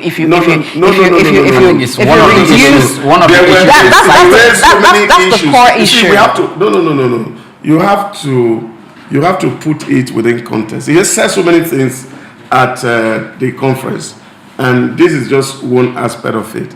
He also talked about third world countries reducing taxes, which is of course at the root of an interest rates, which is killing and raising poverty in society. And I think is that economic point of view we're going to be evaluating what Donald Trump is saying. That what you find, for example, in third world, and I tried to remember the name of this congressman in America who was speaking on the floor of Congress once and said to the American Congress, Africans don't need aid. What Africans need is reduction in rate of borrowing, lending rates, that the more we borrow money to poor countries, the more they struggle to prove to the West that they have the capacity to pay back. And what that leads to is that it leads to increase in taxation, it leads to increase in rate of borrowing, it leads to devaluation and the rest of things that actually make life unbearable for the people who live in those climes. And it is within that economic space we're going to be looking at what Donald Trump is talking about. Now, when we look at the rate of inflation that is high globally, in the US they're talking about 2%, in Nigeria we're talking about food inflation that's almost 40%. So whatever thing that we're looking at, if the oil price is actually stable at 82, we pay more actually. And of course, the already poor people in Nigeria don't even have the money to pay that. So what that means for us is that yes, it may seem as if your government is earning more, but your people are becoming poorer. So how do we reduce poverty in our environment? Is to situate things that, for example, exchange rate goes down drastically. Now, when you look at, for example, between 2015 and 2025, and you look at the rate at which prices had increased, you find that the average man, especially in the third world, don't have capacity to buy. And now, if people don't have capacity to buy, you also can connect poverty with insecurity. That's also global. So these are some of the things that we must have to address. Take, for example, we are seeing Africans who are even recruiting their sons and daughters to go fight on the side of Russia, some fighting on the side of Ukraine. And all these things are made possible because people are desperate, because they have nothing to live for, so they can die for anything. As much as Donald Trump is seeking for prosperity for the American citizen, he is also advocating for prosperity for the citizens of the world. And the only way to get this done is by getting rates down, getting prices down, and so things become affordable. Okay, but you know what? All of that cannot happen right now, because even when you talk about reducing poverty, part of the reason why there is high inflation in Nigeria is because we are largely still an import-dependent nation, and a lot of importation is done with the dollars, and we don't even have that liquidity in the economy, and that's why you see that the exchange rate is still very high. Now, what is the major source through which the government, through which dollars come into the economy? It's from the sales of oil. Now, if oil price comes lower, right now we cannot even afford to be looking at bringing oil price, because we are still battling with a lot that cannot function with what he's saying. Ideally, if we had certain conditions right, we could do that. But right now, that is not an option for Nigeria to even consider. That's what I'm saying. Okay. Yeah, no. Just a moment. Let me come in. Wait. No, because I know. Just 1 minute. I will get back to you. Just to say this right. What's the contribution of oil to our revenue as at 2014? It's less than 5%. So I think we are not going to base the poverty or prosperity of our people on the 5% contribution of oil. So there are so many things that are contributing to what is generating revenue for Nigeria. So, and I think those are the areas where we need to strengthen. The fact that as long as we continue to hike the price up to the roof, and we are expecting that we are reducing poverty, I can bet you the more of that we do, the more poor people become. So if, for example, somebody who is taking 200,000 naira in a month had to go to work and is paying 200,000, he can't even save. And if people can't save, there's no investment. If people cannot invest, then of course, what are you saying? Even the very rich with themselves become very poor. And I think that if we are addressing poverty issues, we must look at that macro environment where those poverty is happening. And I think those are the issues that is being spoken to at the moment. Number one, encourage local production of things that you can do within your environment. Then, of course, you don't need to import. Number two is the fact that if you're going to import, and we know that logistics is a huge cost. Even I remember in 2022, Joe Biden had to cry out against the shipping companies in Europe, how they have doubled prices and skyrocketed inflation globally because of the way they were managing the outcome of COVID-19 in determining who get a vessel and who not get a vessel. A vessel that was waiting for $4,000 before now went as far as $15,000 to $17,000, and they were making more profit in one single year that they have ever made than when they were established. These are the issues on the table, and these are the things that have to be addressed. How do we drive prices down so that we can reduce poverty and create prosperity? Then, of course, you will have peace globally. Okay, I think Nigeria, something that Nigeria needs to come out clear on what it describes or defines as prosperity. Is the prosperity of the government, does it translate to the prosperity of the man in the streets? No. So if there is excess production of oil globally and the price crashes, I think it is good for the common man in Nigeria. Good, you said if there is excess. Yes, I think that's where we are heading. So it's good for the common man in the streets because it will increase his purchasing power. We'll have lots of it in circulation, and who knows, we could then be saying, okay, this is resulting to the wealth of the man on the street, because marketers will now have to make sure that they are buying in a particular specific rate, and it's the rate which they buy to reflect locally.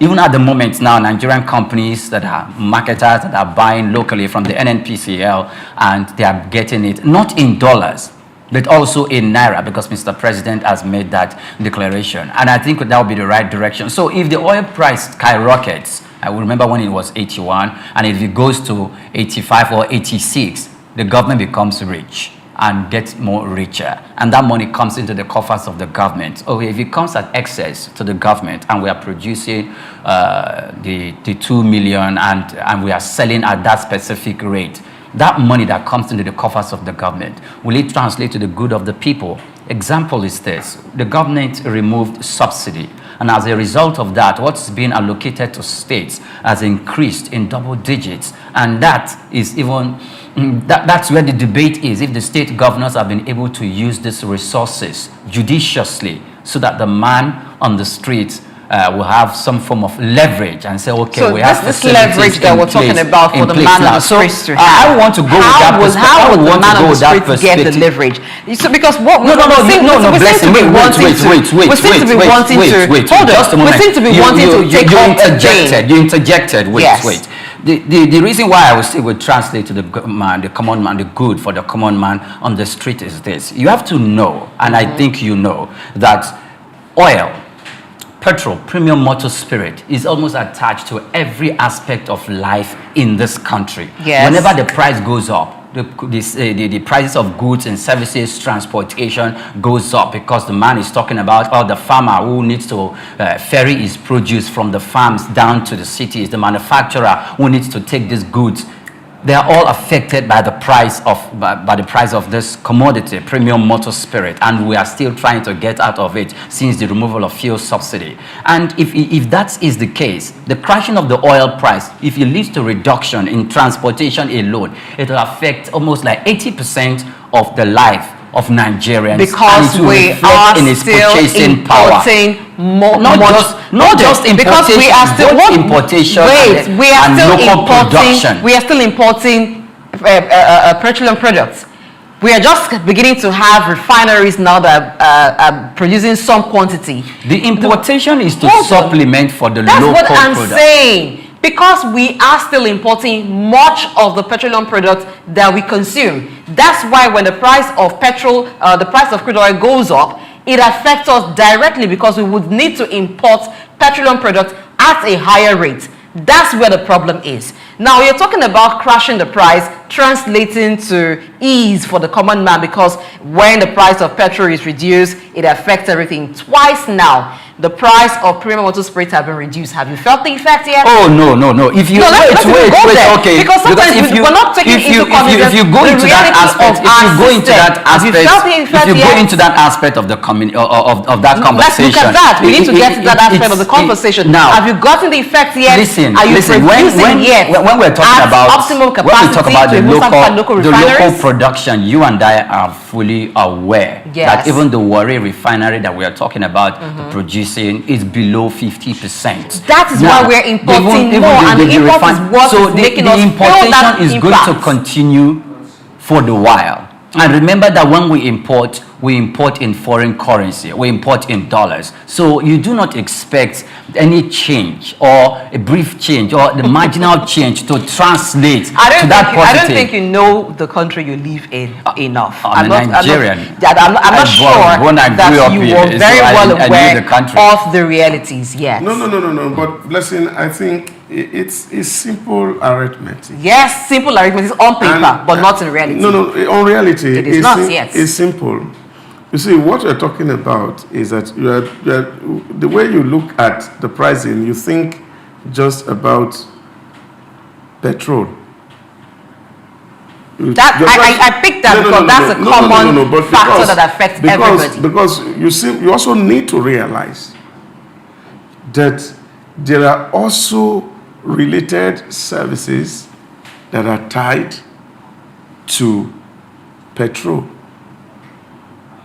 As gases prices gets up, the price of your electricity gets higher. The cost of logistics gets higher, even locally, without importing. So what people are is, if these prices are going high and the people are not empowered to pay, even local companies folds up. The reason we feel that effect is because we are not producing enough of those things locally. Just put this thing in. I am putting there. It's very simple too. I'm not talking about what is important. I'm talking about what is produced. If, for example, I'm packing Ijebu Gari, that's what I'm packing, and I'm going to sell one cup at 2,000, I don't need to import it. The prices, the international prices of petrol, is not just affecting cost of transportation alone. What you're seeing is that it affects almost every cost, because energy suppliers are going to rely on international prices to supply energy to you locally. So even if you are going to sell crude to your company, you are selling it at international market price because you are a signatory to a treaty. What that means is that if the people on the streets who will supposedly buy from this local factory don't have the buying power, what that means is that whatever that is produced by that factory, I'm not talking about what is imported, nobody will be able to buy it. And if there's no patronage, those companies get off business. The more those companies get off business, the more unemployed people you have locally. So you have to look at the effect of global oil prices. And that is why since 1974, America has been looking for alternative to crude. So this whole idea about greening is not something that has to do with the environment. It has something to do with the petrodollar crisis that came since 1974. And what is the word saying? That the more the price of energy go up, the more life become meaningless and unbearable. And if we must address the issue of poverty globally, then of course the price of energy becomes very critical. And how are we going to do that is by simply moderating and removing the monopoly or oligopoly within the system, that they are free trade and people are allowed to do what they want to do. Either prices go up or go down, and then at the end of the day you are able to address the real issue, which is poverty. Now once poverty reduces, people have something to live for. They will not die for causes that are not worldwide. So there's a link between poverty and international conflict. So what you are looking at is that by the time you are dealing with poverty issues locally, the chances of people surrendering themselves to be used as instruments for global insecurity also will reduce. And I think that is what is on the table. Yes, you can make more money for government, but let me quickly respond to what you said. I am well aware of what you're talking about. What I'm saying to both of you here, and what I'm saying here is this. Nigeria cannot afford to do that right now. You talked about petrol. I use that because that's a common product that everybody uses and affects everything. Let's even go to gas that you're talking about. The reason we are feeling this effect more is because these products we're talking about, whether petroleum products, whether gas or whatever, a lot of it are not refined here. We are still having a lot of importation of them to complement. Gas is refined in Europe and it's expensive. Gas is refined in America and it's expensive. A lot of it is not refined here. How much of gas deposit do we have here? That's also a factor. That's also a factor. For now, we cannot afford to do that. What we are talking about because we have a lot of arbitrary system that's happening globally. And this is the issue. That of course, if you are going to produce anything, what determines the price of what you produce? It's not whether you're buying it abroad or buying it locally. What determines the price is the cost of your input. And one of the cost of that input is the cost of the crude. Now, if the cost of crude is going up, it affects the cost of production. That's where we as a people will then need to rearrange the way we do things. So how do you now address? Hold on, you allow me make my point because you are not giving me. No, you are not allowing me talk. You are not allowing me respond to what I want to say. Now, how do you deal with the worker? Whose salary remain constant? That's why you need to. You need to allow me to speak. Because when government has less revenue, it's the same government that will say we cannot even increase your wage because we're having less revenue. It's the same government that will say we do not have money to embark on certain projects because revenue has dropped. We would have that as a problem. So let's look at it holistic and stop talking about, the common man, like we don't know what happens. How long will it take for that common man to feel the effect? When government has less revenue, you and I know that the economy suffers for it as well. That same common man that you are saying, when prices drop, will be able to afford things, will have buying power, will also be affected. When NLC was asking for government to increase their revenue, government could only increase at a certain point based on their revenue. So when that revenue drops further, will NLC be able to say increase revenue? Will government be able to pay for some of the things that it needs to pay for because revenue has dropped? Government still gets much revenue from oil. So let's balance and think of both sides. Hello, I need to come in here. The 240 million people in Nigeria are taking salary from government. But don't government play a large role there? But what you have forgotten is that all the states and local governments and federal government worker combined is not up to 10 million. So why then, when there was a clamor for the increase of wage, did we put that argument forward to say it is just... You are not allowing me to comment. Let's deal with just a moment, doctor, just a moment. Can you do that in 30 seconds? Can you do that in 30 seconds? Yes. Okay. All the workforce of federal government, state government, local government, they are not up to 10 million. And we have a population of what do you call it? About 219. 200 million. Let's put it on the average. Now, what you're saying is that when salary is increased for less than 10 million people, it will rub off on the rest of the people. It will definitely not. So what the point I'm making to you is that there are a lot of people who are not relying on government revenue, and all they rely on is what they can produce on daily basis. So you have to factor that into your conversation. I am factoring that, and that's why I'm saying it cannot happen now. Money increasing for government does not necessarily translate to money increasing for the common man who is on the street, who have no job, who is looking for how to survive, want to move from place to place to submit application. They cannot. Well, you know that when government has less revenue, government will charge the people more. So what if people are getting, they will also pay back to government. Yes, but that is what Donald Trump has just said. Reduce your taxes, reduce your rates, I think of course reduce prices. Great, thank you very much. I think we should not expend all of our time just in this conversation. I'm sure our viewers are waiting for us to come up with the next conversation. And that is the Federal Executive Council, FEC, approves 4.8 billion naira funding package to sustain HIV treatment programs across the country. But before we jump into this conversation, let's go on a break. When we return, we'll pick it up from there. Do stay with us.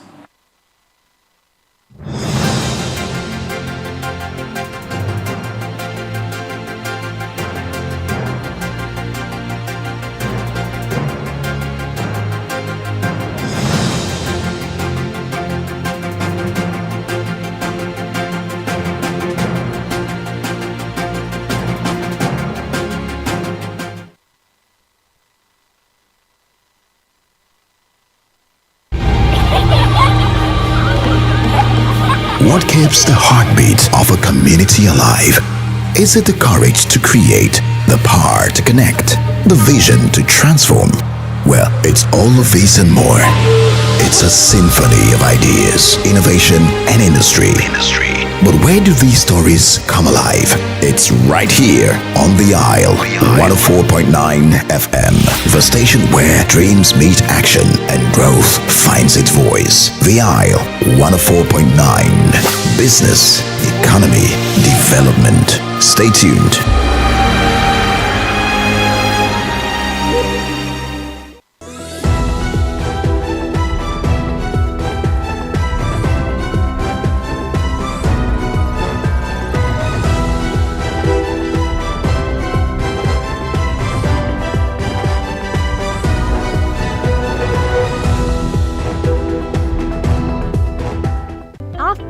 Africa Development Studies Center, ADSC, we are committed to driving sustainable growth and development across Africa through innovative training and research.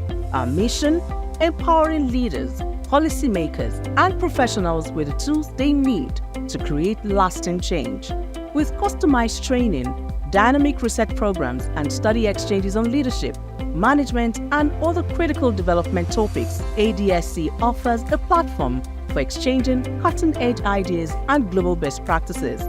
We provide comprehensive services in research and consultancy, capacity building and training, education programs, publishing and knowledge sharing. Our esteemed faculty, composed of seasoned experts and researchers, ensures a learning experience that is insightful and practical. We specialize in policy development, implementation strategies, monitoring, and evaluation. At ADSC, learning is engaging and enjoyable. Our unique methodology includes talks, interactive exercises, games, video screenings, and lively seminar discussions, all in a comfortable and friendly environment. Ready to make an impact? For more information, email us at info@adstudycenter.com or call +234 912 439 2362. Visit us today at www.adstudycenter.com to explore our programs and upcoming events. Africa Development Studies Center, rethinking development for Africa. Idumota Market. Eko Idumota, once a residential neighborhood.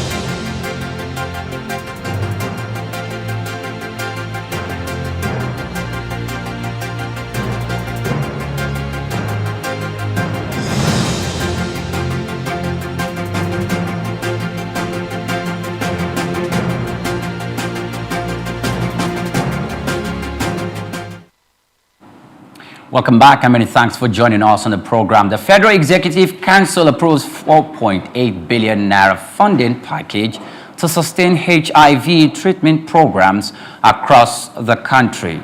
And it's been quite a while I see stories like this. I believe this is not unconnected to the WHO and what is currently befalling the international organization where the United States of America is pulling out or has pulled out completely from sponsoring these packages that has to do with health and treatment, using the instrument of USAID to give out tokens to countries who are depending on the United States for this purpose. Could this be the reason why the government is launching a 4.8 billion naira funding to sustain the HIV treatment programs across the country? And how are other African countries responding to this? But first of all, let's consider what's happening home. Doctor? Well, I don't know when last I heard about this HIV. I thought it's gone. It's dead and gone. But I think we should spend more in terms of preventing, educating people. Yeah, because the cost of prevention is quite cheaper than the cost of treatment. Somehow, we see that I put some certain money in place for people's, will I say now, their mistakes.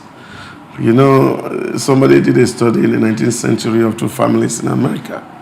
One was an atheist family, and the other one was a family of somebody who was morally upright. And then they came up and said, one family who had no value cost their country so much.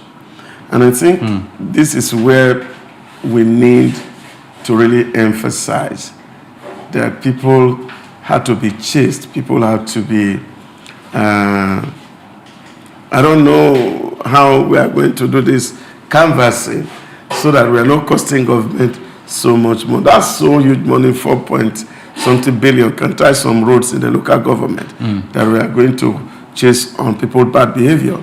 That's the way I see it. And when you say bad behavior, what do you mean? How do people get HIV? There are different ways. Oh, there are different ways. And sometimes it's not transferred sexually. That's what we were told. Is that what we're told, or what is the reality? That's part of the reality that people don't. I doubt if it's a reality. And I think these are also issues we also need to also look at frontally. I remember those days when Abalaka was trying to also make some news in that area. Yes. And of course, maybe the local man who discovered some form of cure. Yes, we shot them. Who said he had discovered some cure? Because these are some of the conversations that we must be looking at. And I think this is also before the American Congress as we speak.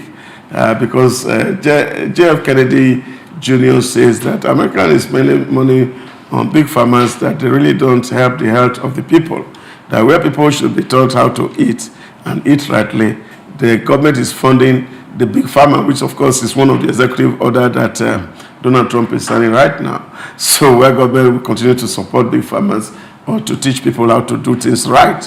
And I think that for me is the cheapest way to go, rather than really, I don't think people are sleeping on their bed and then HIV will come. And there are a few things that say, okay, maybe you are sharing equipment for your hair and things like that. Little investment in that can solve that kind of problem. And I think that is what we should advocate so that people can actually save government rather than by bad behavior creating this bad behavior you kept on mentioning. Yes, I hope we're not going to discuss it on Friday because you get blessed and laughing profusely about that statement. It's the way he says bad behavior. You know, it sounds like, you know, your father, you come to your father and you say you have a problem. So it sounds exactly what a father would say, what an elder would say, oh, this young generation, bad behavior. But we do know that HIV and AIDS is a disease that has been with man for a very long time now, and there have been several scientific research towards finding a cure for it. Doctor mentioned a natural medicine practitioner who came up at one time to say, Dr. Balaka, to say that he had found a cure for AIDS. We didn't really handle that the way we should have handled that. And several others who have come up to say they found a cure for HIV and AIDS. Because why are we spending so much for HIV treatment? It's because the cure has not been found. If the cure to a disease exists, then the treatment you're giving to people means they get better and the disease is cured, you're free from it. But it is just to manage the disease, manage the conditions that come with HIV and AIDS. Currently, it is reported that about 1.8 million Nigerians are living with HIV and AIDS, and that the allocation that the health sector gets out of Nigeria's budget is about 4%. So this amount of money that has been released specifically for the treatment providing treatment for HIV and AIDS is coming because of U.S. suspending funds for its USAID programs, that's US AIDS program, which Nigeria has benefited a lot from, which the support HIV and AIDS patients have gotten a lot of support from. So it is now obvious that there's a vacuum, you know, and there's hope, however, that after the review period is over, perhaps these funds will keep coming. But in the meantime, Nigeria is looking for ways it can bridge that gap, or at least try to bridge the gap, because it's a lot. And you know that this medication, they need to constantly be on them, else their health will suffer. And that means that other persons who interact with them unknowingly might also be at risk. When I say interact with them unknowingly, interact with them in a way that could expose them to being infected. That does not mean that you should stigmatize them and not have physical interaction. Yes, you can have physical interaction.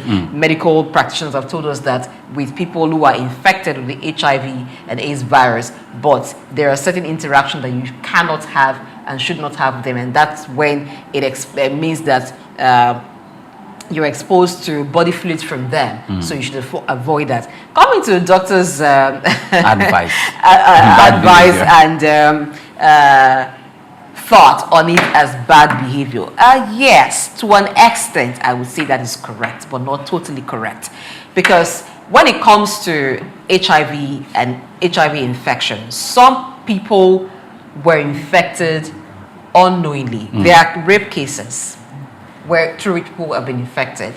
There are cases where women were in their homes, husbands were in their homes, and their partner, who was badly behaved, brought the disease to them.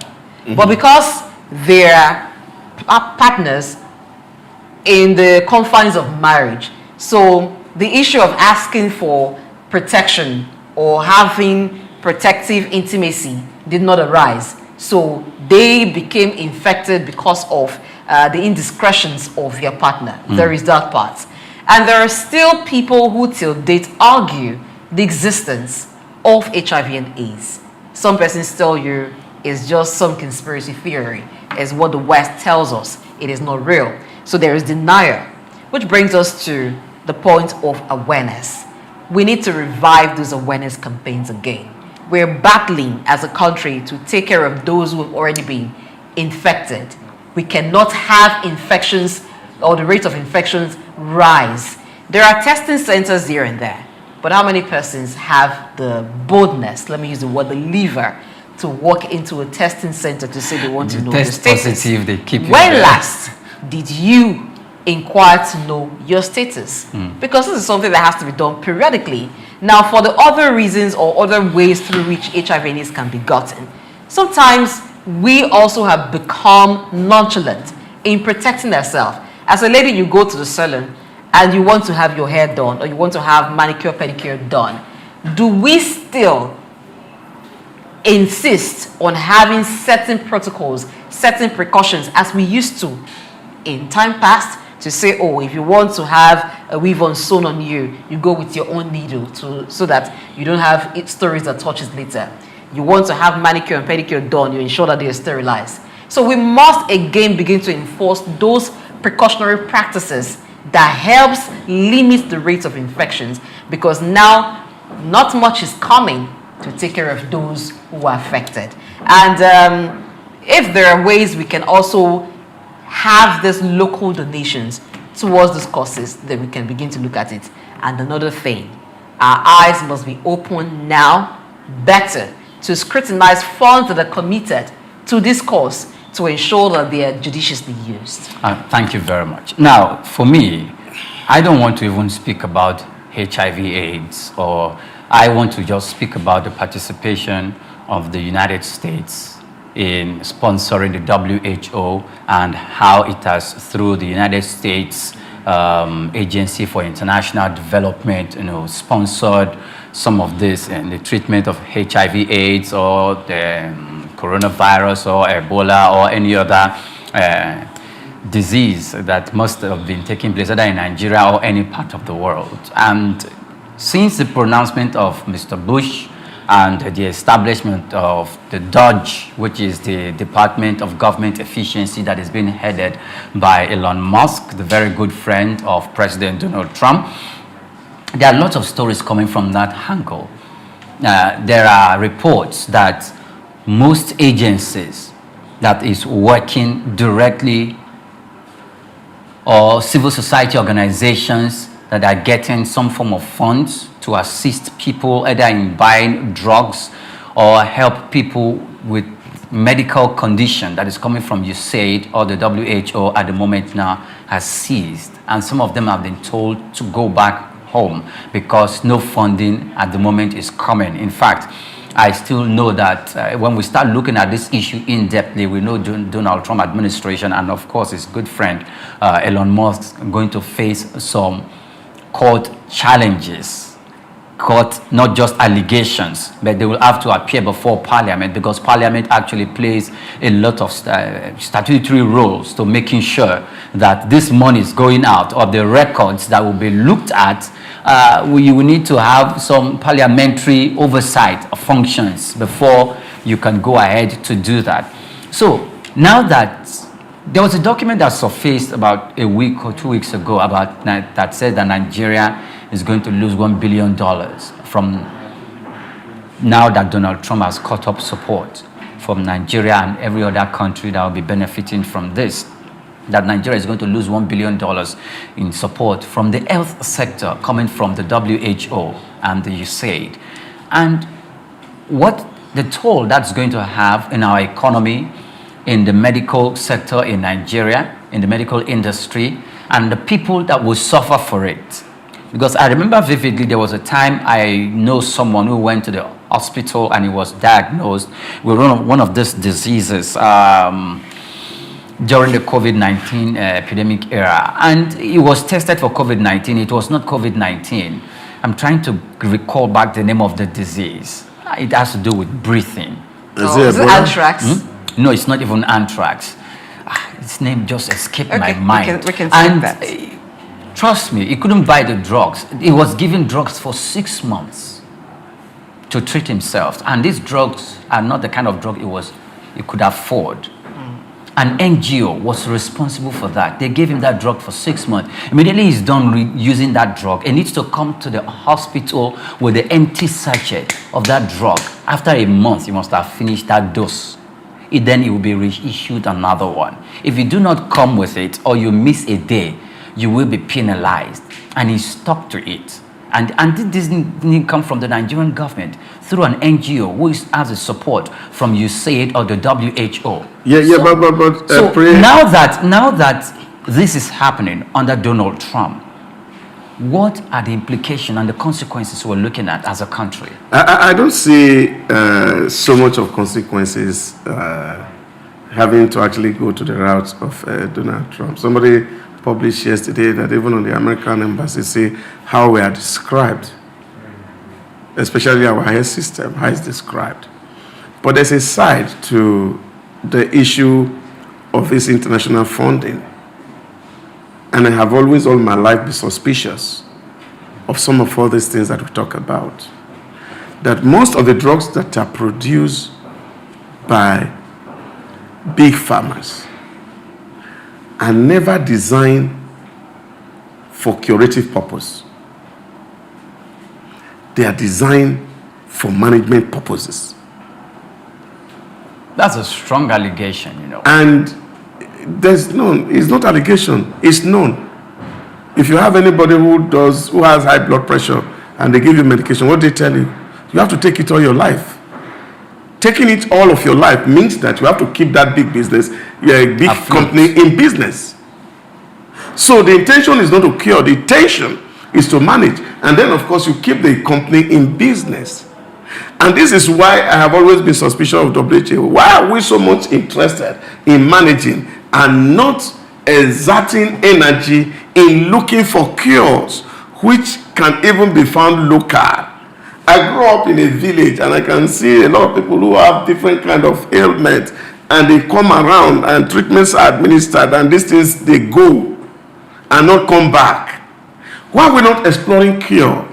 That we are only interested in managing the disease, even including the so-called antiretroviral, is to manage to keep people alive. And the producer is completely in trade as long as the person who is carrying that virus, so-called, is still alive to buy it. So we must also look at the economic side of all these things as if it's just something that if was a philanthropy. And I think it's beyond philanthropy.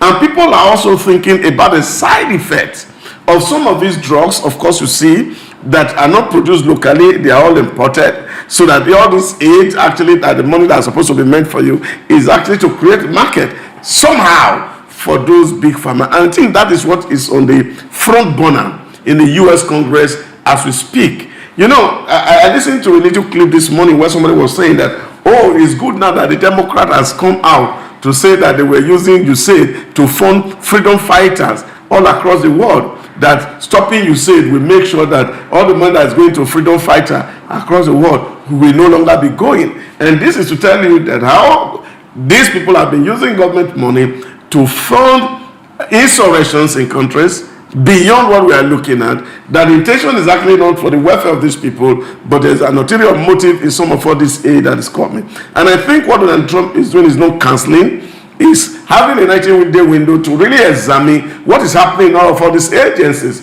to see that America is not just pushing money out to the third world for purposes that is not as it is imagined.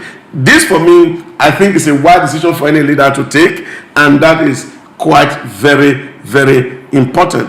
And I think that we need a lot of collaborations between our institutions of learning and the local people around us who also say they have some curative capabilities, so that some of all these things can actually be studied scientifically, and then we see how we can commercialize some of all these things for the health and the well-being of our people.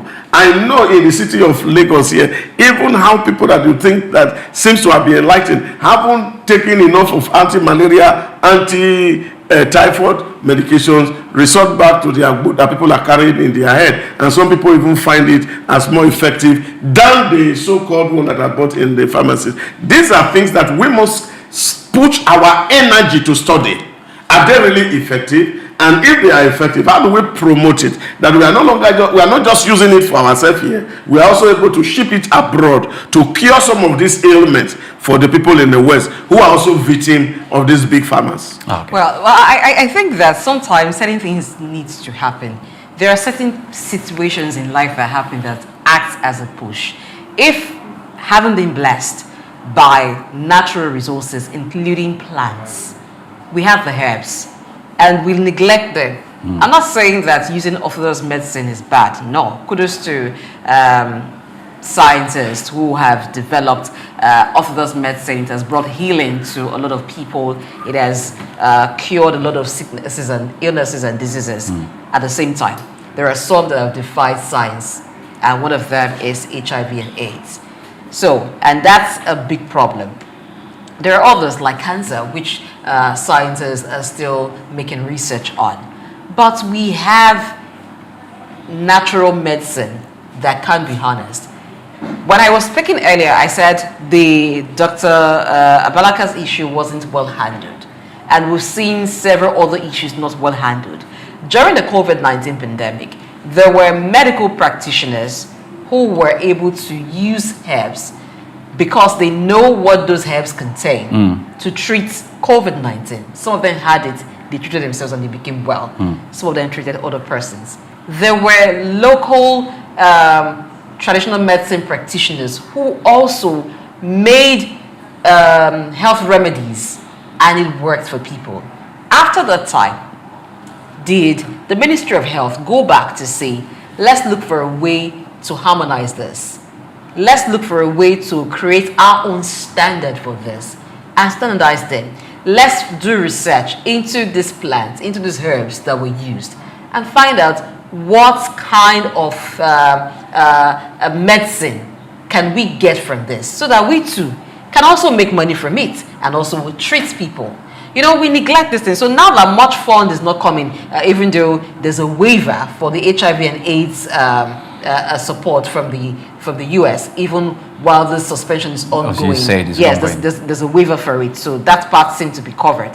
It is now that we're afraid that less fund will be coming. We're jittery. What do we do? What do we do? The US alone spent $40 billion on USAID out of the $68 billion that is budgeted for it yearly. That's a lot of money coming from one country. And Trump thinks that there's tremendous fraud going on in that agency. Himself and Elon Musk think the same about it. And that's why there's going to be an audit of the agency, a review of some of the programs that they do. Now, when they are done, if they find that there is fraud, I know persons who are culpable will be made to face the law. And then some other programs will be reviewed. What that means is that we may have we may have less funds coming from the US after all. But we as a people, what are we doing? What is our plan towards ensuring that Nigerian citizens are well taken care of in health and in other areas? What areas were these programs covering, or what help were they offering to Nigeria? How is the government and ministries that are responsible for these areas thinking of strategically coming up to provide cure, to provide support for these areas? Because Christmas does not last every day. It's only on Christmas Day that you see that even your neighbor brings food to you without you asking.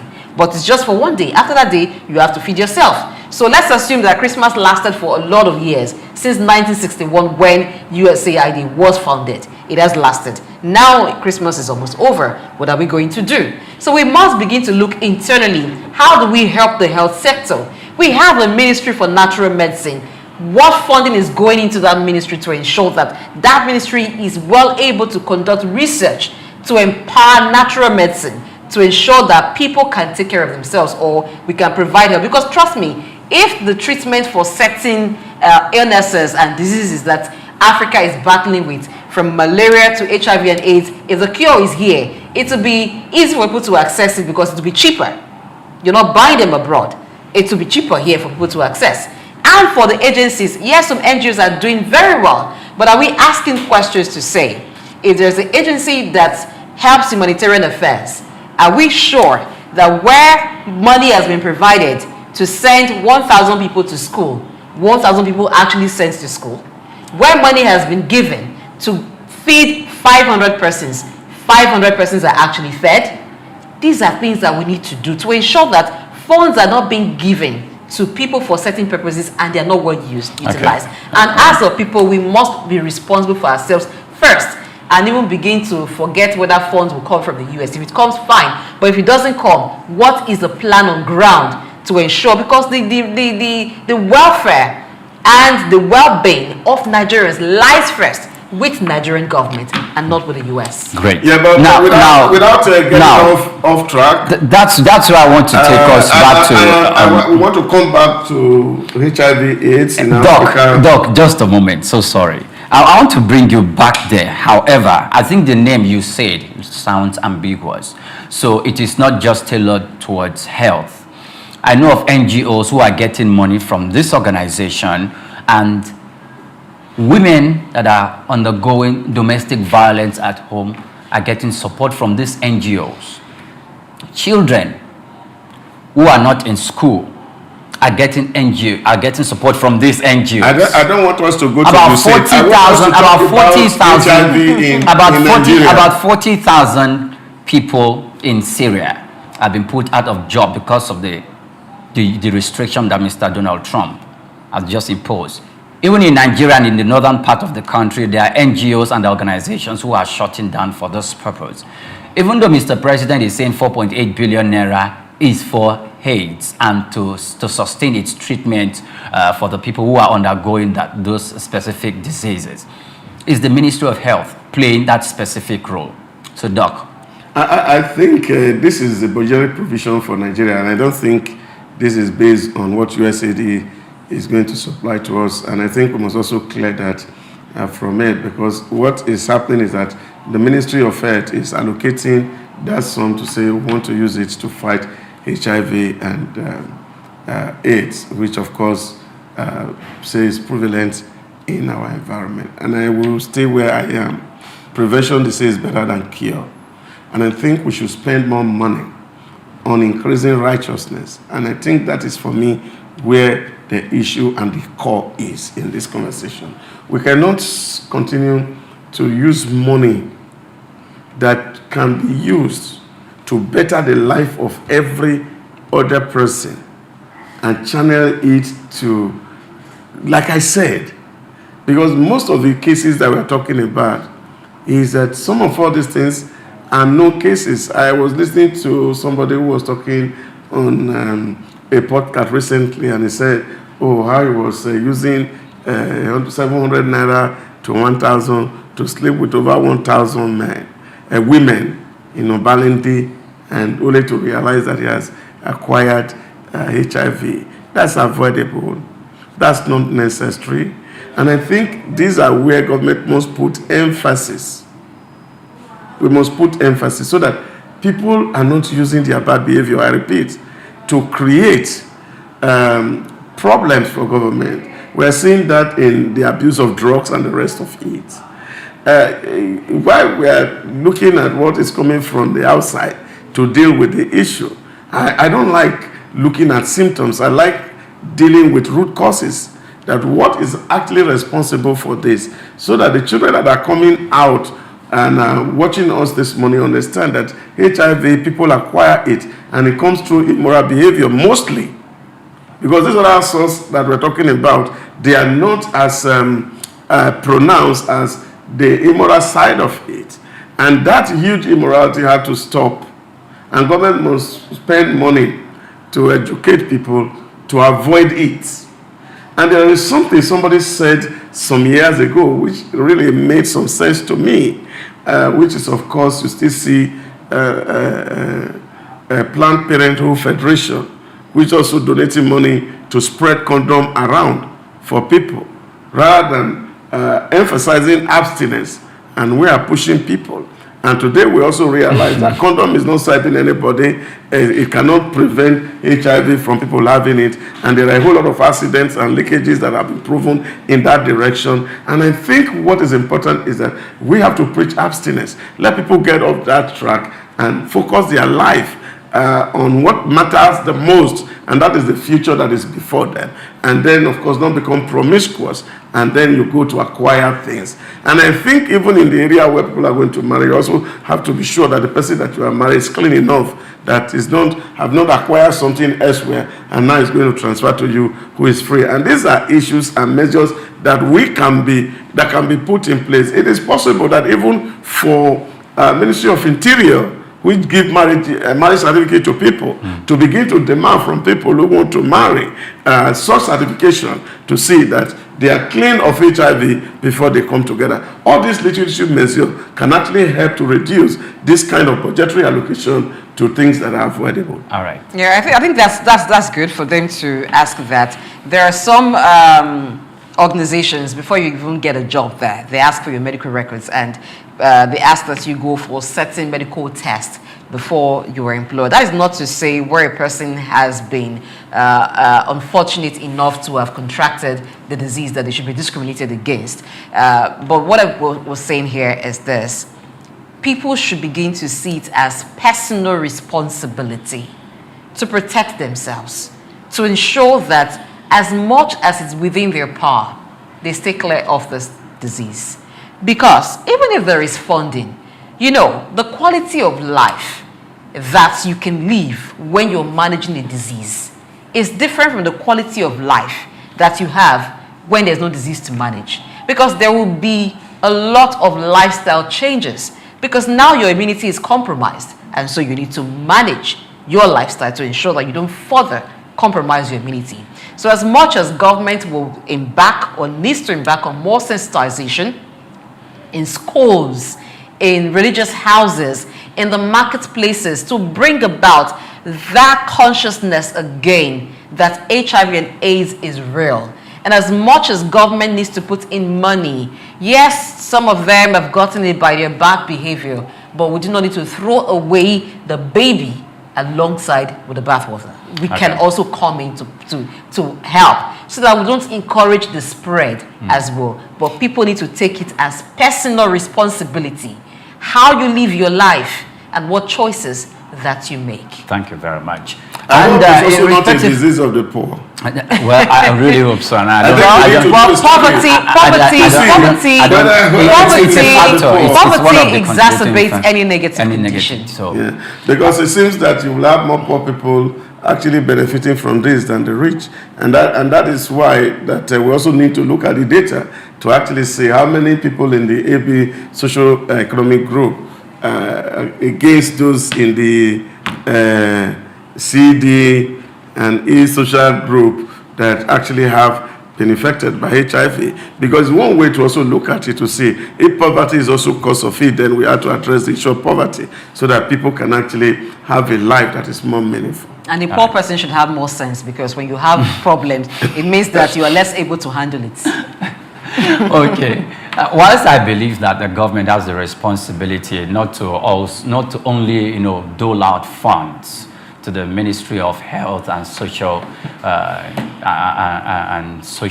Behavior, that's the minister, Mr. Ali Pate.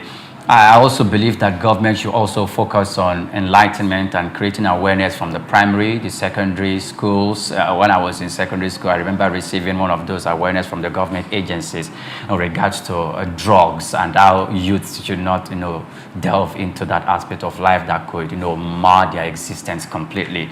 The National Orientation Agency also have a role to play in this, and most exactly, the way and manner this money, 4.8 billion naira, is going to be spent. Please let it be used for that purpose. No part of it should be diverted to anywhere else, so that we can achieve the purpose of which the government is. Can I talk about for Ali Pate? I saw on his Sando yesterday that even foreigners are coming to Nigeria for treatment. Oh, but that's no news, actually. It is a huge news. No, it's not news. That's it's not to news. the health sector. It should be news. It's not news. The reason why I said it's no news is because abroad, medical, when it comes to health and treatment, the price to pay for it is quite high. And that's why you see doctors are paid very well. And Nigerian doctors, we know the issue with Nigerian doctors who are going over there to find green pasture. And most of Nigerians or the ministers, government officials, when they travel out there to get their health fixed and checked, they see their brothers, like, well, he's a Nigerian and he's a doctor, attending to them over there. Please, so, I'm surprised we need that Nigeria are doing medical tourism to India, doing medical tourism to China. We're having a reversal. It is a reliable information I have from those who are coming from abroad down here because of how expensive it is. When Nigerians are doing medical tourism to India, doing medical tourism to China, doing medical tourism to Saudi Arabia, doing medical tourism to England, and we are now having people from other climes coming to our own environment for medical tourism. You say it's not a news. I say it's not a news because it's something I know that's been on ground. It is It's news. huge news. And we'll treat it as big news. And it's news. All right. For Nigeria. It's good. Fine. If you need a place to embark on for medical tourism, come to Nigeria. Yeah. Yeah. And I know they are not coming here to die. They are coming here to live. It's also a testament to our health facilities and institutions. Is also getting better. That is attracting people from other climes to get treatment here. And I think we can do more. Kudos to Ali Pate, thank you for what you are doing. It started existing before Ali Pate this time. Kudos to our medical practitioners who are living up and actually making us proud. Yes, indeed. Well, that's where we are not drawing the curtain completely, but now we have to hear from Evelyn Ohiole on Post and Perspectives. To stay with us.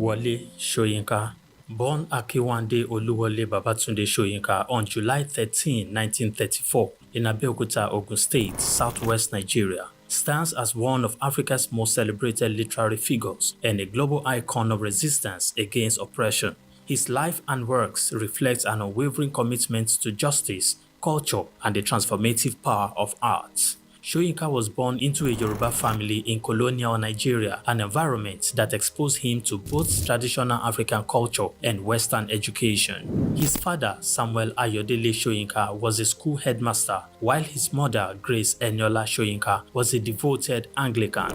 This blend of indigenous and colonial influences deeply shaped Soyinka's world. Soyinka attended Government College Ibadan and later proceeded to the University College Ibadan, where he studied English and literature. Soyinka completed his education at the University of Leeds in England, earning a degree in English and later a doctorate degree. In the late 1950s, Soyinka began working as a dramaturgist at the Royal Court Theatre in London. However, his passion for storytelling and cultural preservation drew him back to Nigeria, where he founded two theatre groups known as the 1960 Masque and the Orisun Theatre Company. Soyinka's works, often a fusion of Western dramatic techniques and African themes, address universal issues of justice, freedom, and human dignity. His early play, titled A Dance of the Forest, which was introduced in 1960, written to celebrate Nigeria's independence, critically examined the nation's socio-political trajectory, setting the tone for his career as both artist and activist. Soyinka's activism became more visible during Nigeria's post-independence years. In 1967, during the Nigerian Civil War, he called for a ceasefire between federal forces and Biafran separatists. This led to his arrest by the military government, and he spent 22 months in prison, where he wrote a short drama titled The Man Died, Prison Notes, a harrowing account of his imprisonment and a profound critique of authoritarianism. Soyinka has authored more than 20 works, including plays, novels, poetry, and essays. In 1986, Soyinka became the first African to win the Nobel Prize of Literature, an achievement that brought global recognition to African literature. Soyinka remained an outspoken critic of oppressive regimes, often at great personal risk. His activism extended beyond Nigeria, addressing global issues of injustice and human rights. During periods of military rule in Nigeria, he went into exile, continuing to write and speak against tyranny. Today, Soyinka is celebrated not only as a literary giant, but also as a symbol of resilience and moral courage.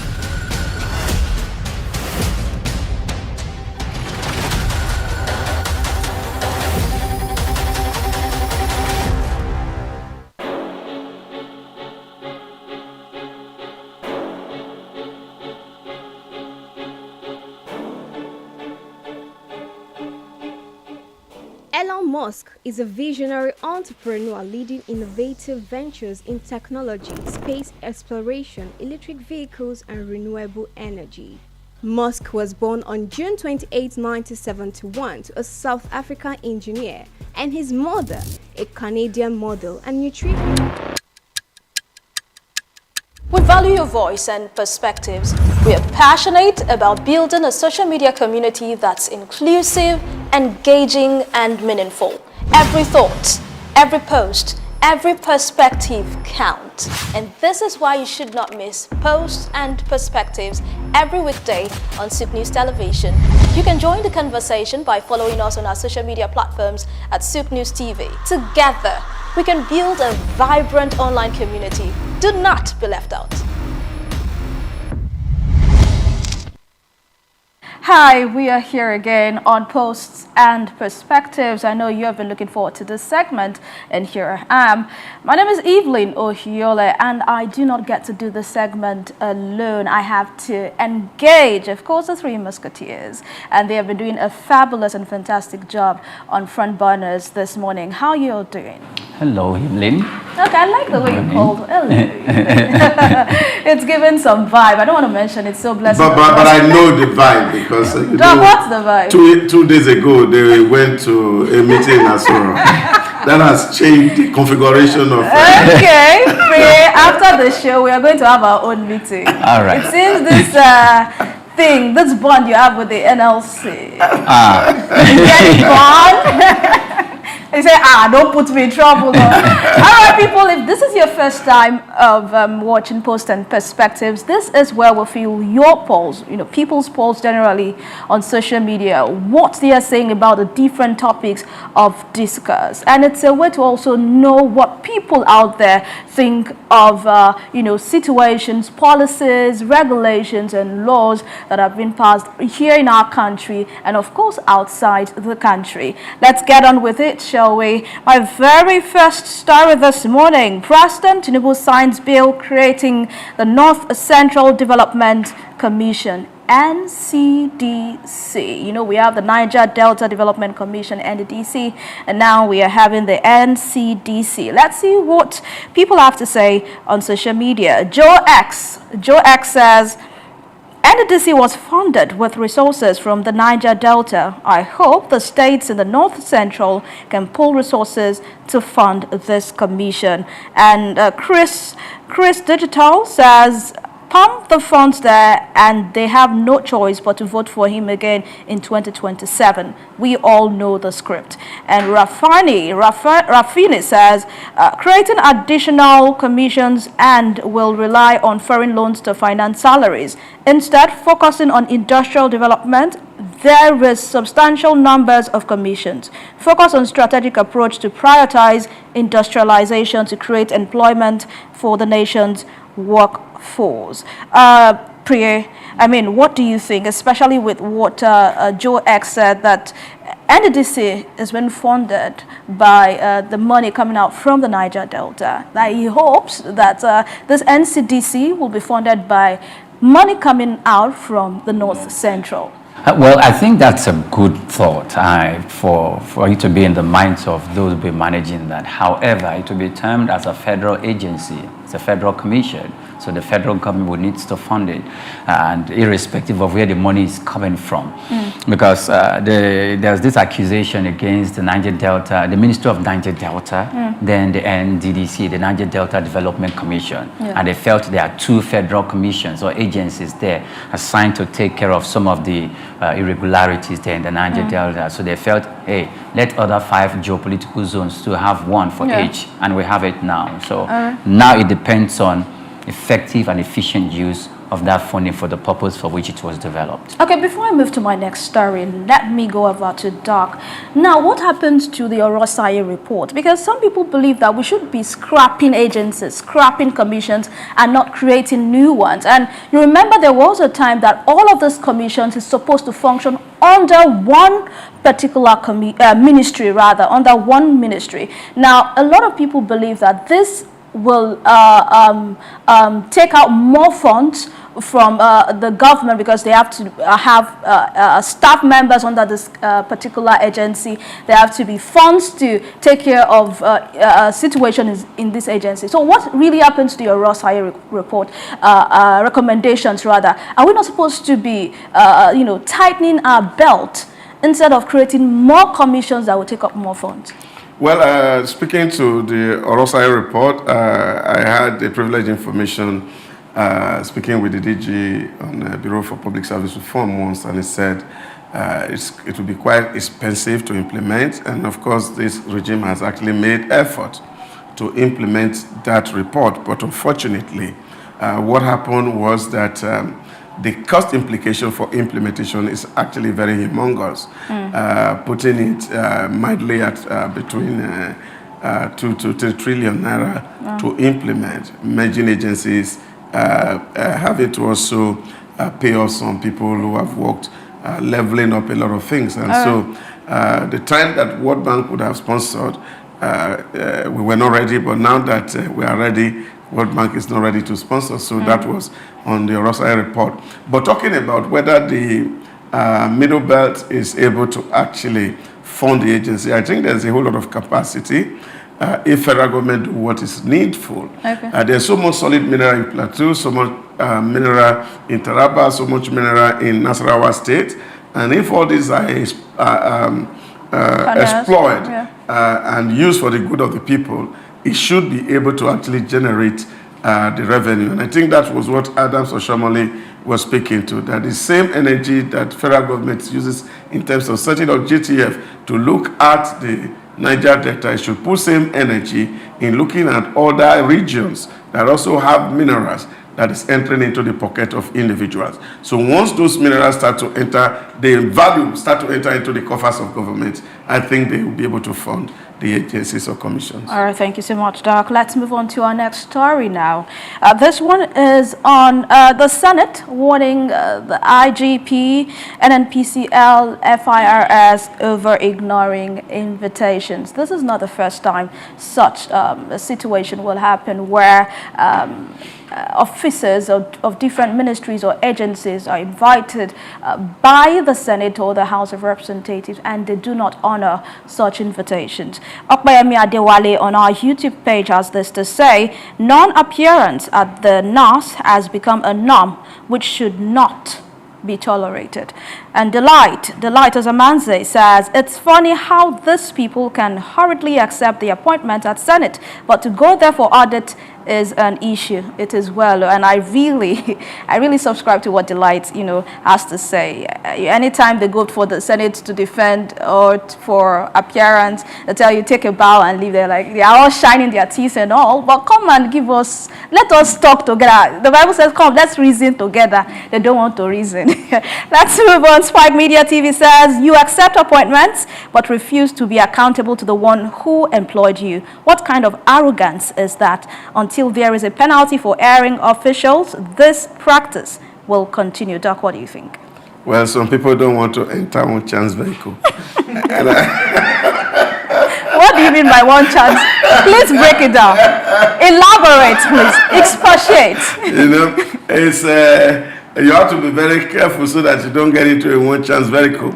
They see them all over Lagos here, and the people enter, and the rest is history. And I think this is a problem that we actually have to deal with in public service, where people who lead governments, whether at the National Assembly, the judiciary, or the executive, people must put the national interest at the primary than personal interest. And I think some of them are afraid to cite their death warrants.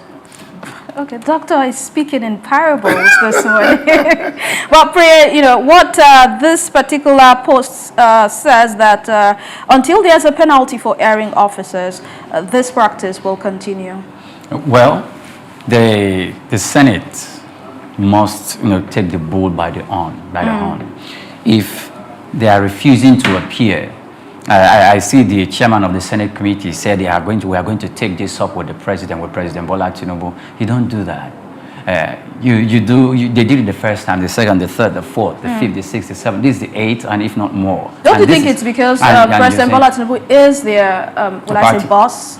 Because he recommended He's their boss, but they are not giving the National Assembly is not responsible to the executive arm of government.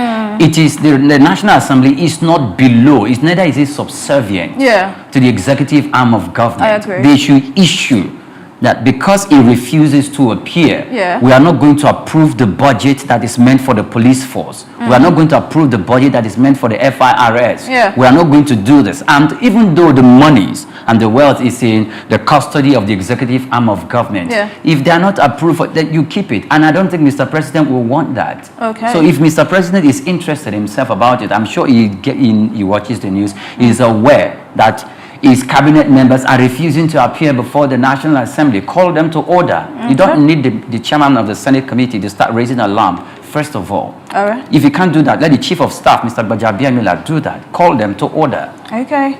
Priya says they should be called to order, and I agree with him. Let's move on to the next story this morning. OPEC says Trump price slash won't move Nigeria. And Gladys Godwin says Nigeria failed to meet its OPEC quota throughout 2022 and 2023 and struggled to meet its reduced quota of 1.5 million barrels per day in 2024. #FrontBurner. Patrick Durejai says the solution of the PMS issues in Nigeria can only find life when politics is no longer no longer affects logical decisions. And see Governor says Trump has to start negotiating, not slamming tariffs. America is not an island. They need other nations as much as other nations need them. You know, this morning I said one man that giveth so many nations sleepless nights, Donald J. Trump. He came this time prepared as a bulldozer to bulldoze anything on its path. You know, I took a look at his official portrait again yesterday, and I looked into his eyes. I took time to study that portrait, and I looked into his eyes, and it gave this energy of, I don't care. I'm going to do what I have to do. I do not care. Okay, Doc. That is looking like this girl, what are you saying? But, you know, with what OPEC is saying about the price slash for crude oil and all of that, in summary, do you think this would affect us in any way?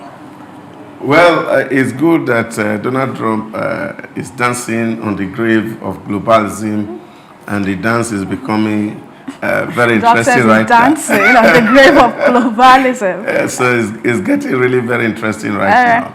And I think nations should also sit and adjust and look things in their faces. I agree with what Drojai says. We must take politics out of logic. And I think what is important is how to create welfare for the greater population that is living in abject poverty. And the world must be concerned, leaders of government must be concerned. And whatever practical steps need to be taken to reduce poverty in the world. And I think that's how it should be seen, much more than what Donald Trump is doing. Let's bring effectiveness to governance. Let leaders become accountable to their people. And also be empathetic to the plight of the very poor. All right, thank you so much, Doctor. And your contribution on that particular topic has actually in a way answered my question for the next story.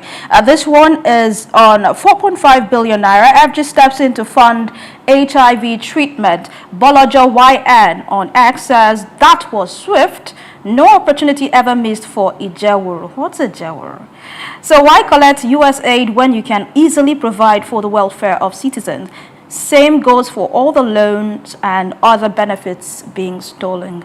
And Wisdom says, it appears Donald Trump has suddenly woken leaders of nations to their abandoned responsibilities. And King of Retweets says, this is better. Nigeria should not be receiving grants from any country. Perform your governance, transactions, and partnership based on mutual respect, he says, and that's where we'll draw the curtain on the segment of Post and Perspective. It's been a wonderful conversation with you all on set. And to my audience, thank you for joining us. And that will be all for today from this part of the studio. It will make a return tomorrow. Until then, have yourself a good day. My name is Evelyn Ohio. And of course, it's back to prayer, Doc, and blessing. We value your voice and perspectives. We are passionate about building a social media community that's inclusive, engaging, and meaningful. Every thought, every post, every perspective counts. And this is why you should not miss Posts and Perspectives every weekday on Souq News Television. You can join the conversation by following us on our social media platforms at Souq News TV. Together, we can build a vibrant online community. Do not be left out.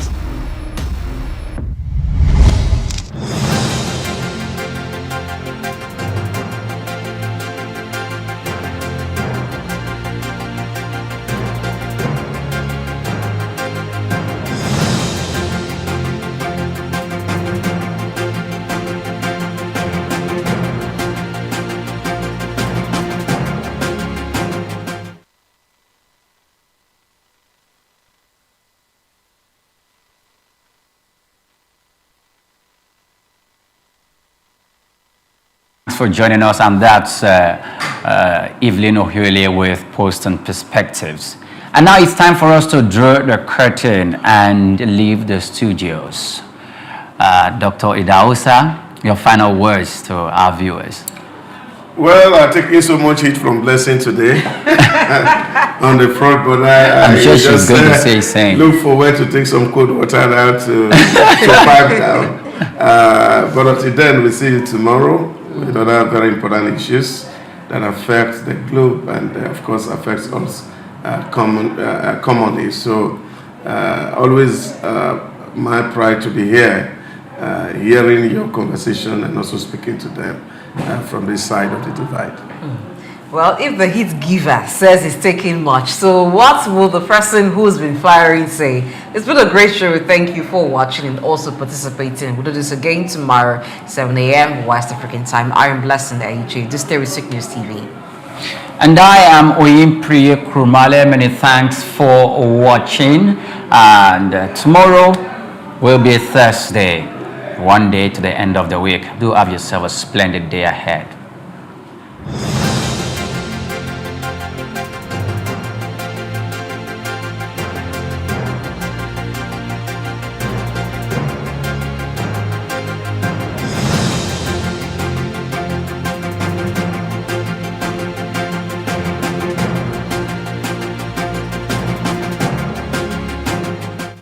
We've got just what you need right here at Femi Wash Media. Call it the Midas Touch and you wouldn't be wrong. Let us record, produce, mix and master your audio like nobody does. Reach us on our contact today for the best quality job.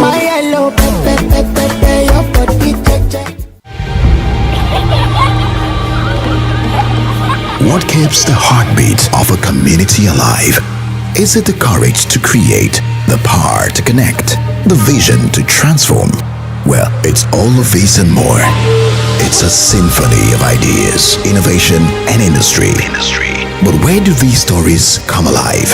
It's right here on The Isle, 104.9 FM, the station where dreams meet action and growth finds its voice. The Isle, 104.9. Business, economy, development. Stay tuned.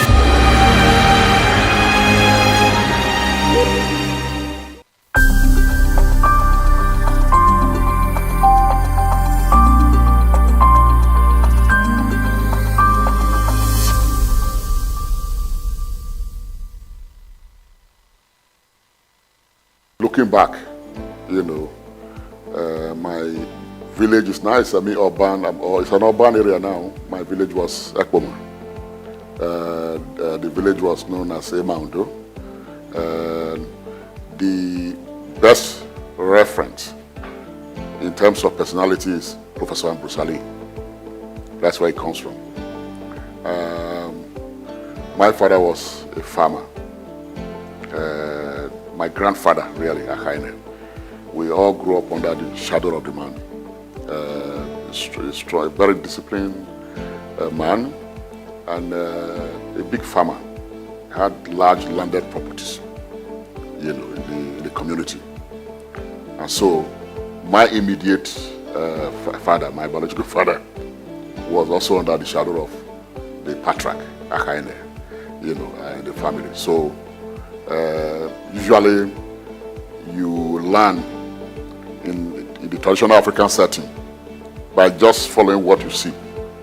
You go to the farm, you learn how to take care of the crops, you know, and all of that. So that's the way you learn. You don't have an institutionalized form of learning the way we do now, where you go to the classroom and all of that.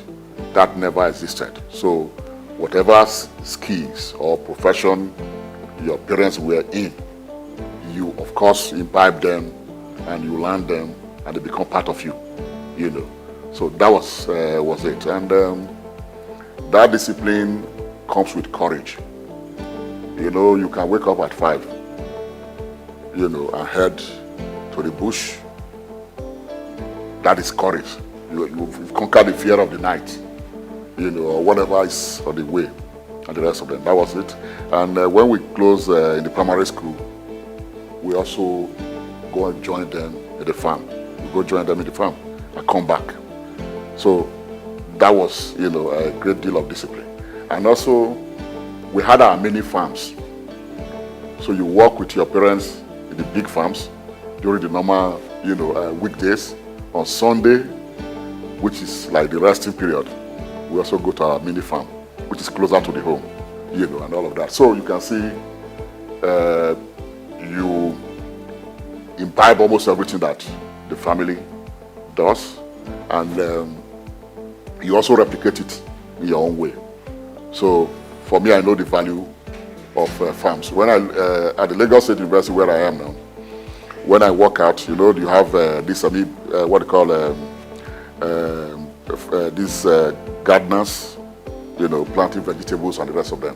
When I look at the vegetables, there's a certain, feeling I get because I know what it is to watch crops grow and the rest of them. So the substance of all of this background is productivity. The question about being idle wasn't there. Indolence wasn't there at all. You have to be productive, and that's what you call labor emulation. You know your role, and you don't wait to be told what to do, and the rest of them. So for me, we are missing all of that in contemporary times. For the young ones that are growing up. So from there, primary school, Upugele Primary School. It used to be called St. John's. But by the time we were leaving. 1977, it was called Upuge Primary School, and from there, my time coincided with a time there was a great competition for education, in the then Bender State. There were these great schools. You want to go to any of them, an association, Catholic College in Irua, you have Bishop Kelly in Benin, Edo College, Benin, Ugeli Government College, UGR, in Delta now. So those big schools, St. John Bosco in Ubiaja, Esan Grammar School in Uromi, and all of those ones. We were competing to be there. In fact, there is this joke I normally make. Those of us who didn't enter secondary school on time, when your mates come back during holidays, wearing their school vest, we become jealous. So there was something to spur us, all of the time, and all of that. From there, so getting into secondary school was highly competitive. Today you see, I don't know how they do it now. Somebody will come out with 8 credits, not just 8 credits, 8 A's. I don't know how they do it now. In my time, we were not, poor academically, but it was difficult to make those grades, and your result might even be seized. You have to go and receipt for another round of WAEC examinations. So we did all of that, all with the hope of getting to the university. And I remember I wrote my JAM. Must have written JAM about 3 times. You write your JAM with the hope that you are going to make all the combinations that you require to enter into the university, and you don't get it. So I kept, in terms of choice of university, I wanted to go to University of Benin, which was, of course, the closest to me in the then Bender. I tried, it didn't quite work out. I tried to go to, I would have been the second set in Bender State University when it was created, Ambrosali, now Ambrosali. I tried, it didn't work out. But so something happened. There was one Osasona who was, I think he was a lecturer in Ambrosali, and he happened to be a friend, he was friends with my uncle. And so he was aware that I was having this difficulty in gaining admission into the university. He just told my uncle, why not let him go to Lagos and do this course at the Nigerian Institute of Journalism. It was called Certificate in Advanced Writing and Specialized Reporting. It was not meant for a greenhorn like me. It was meant for practicing, media practitioners. My colleagues were Untia Ukukena, who is late now. He was the PRO of FEDECO. What they call it, the NECON, not before FEDECO, after the one associated with FEDECO. He was the PRO. Then I remember Hassan Abubakar Hassan, who was the PRO of Ajakuta Steel Mill, you know. There was one Kazauri. I think there was this paper in the north, not the New Nigeria.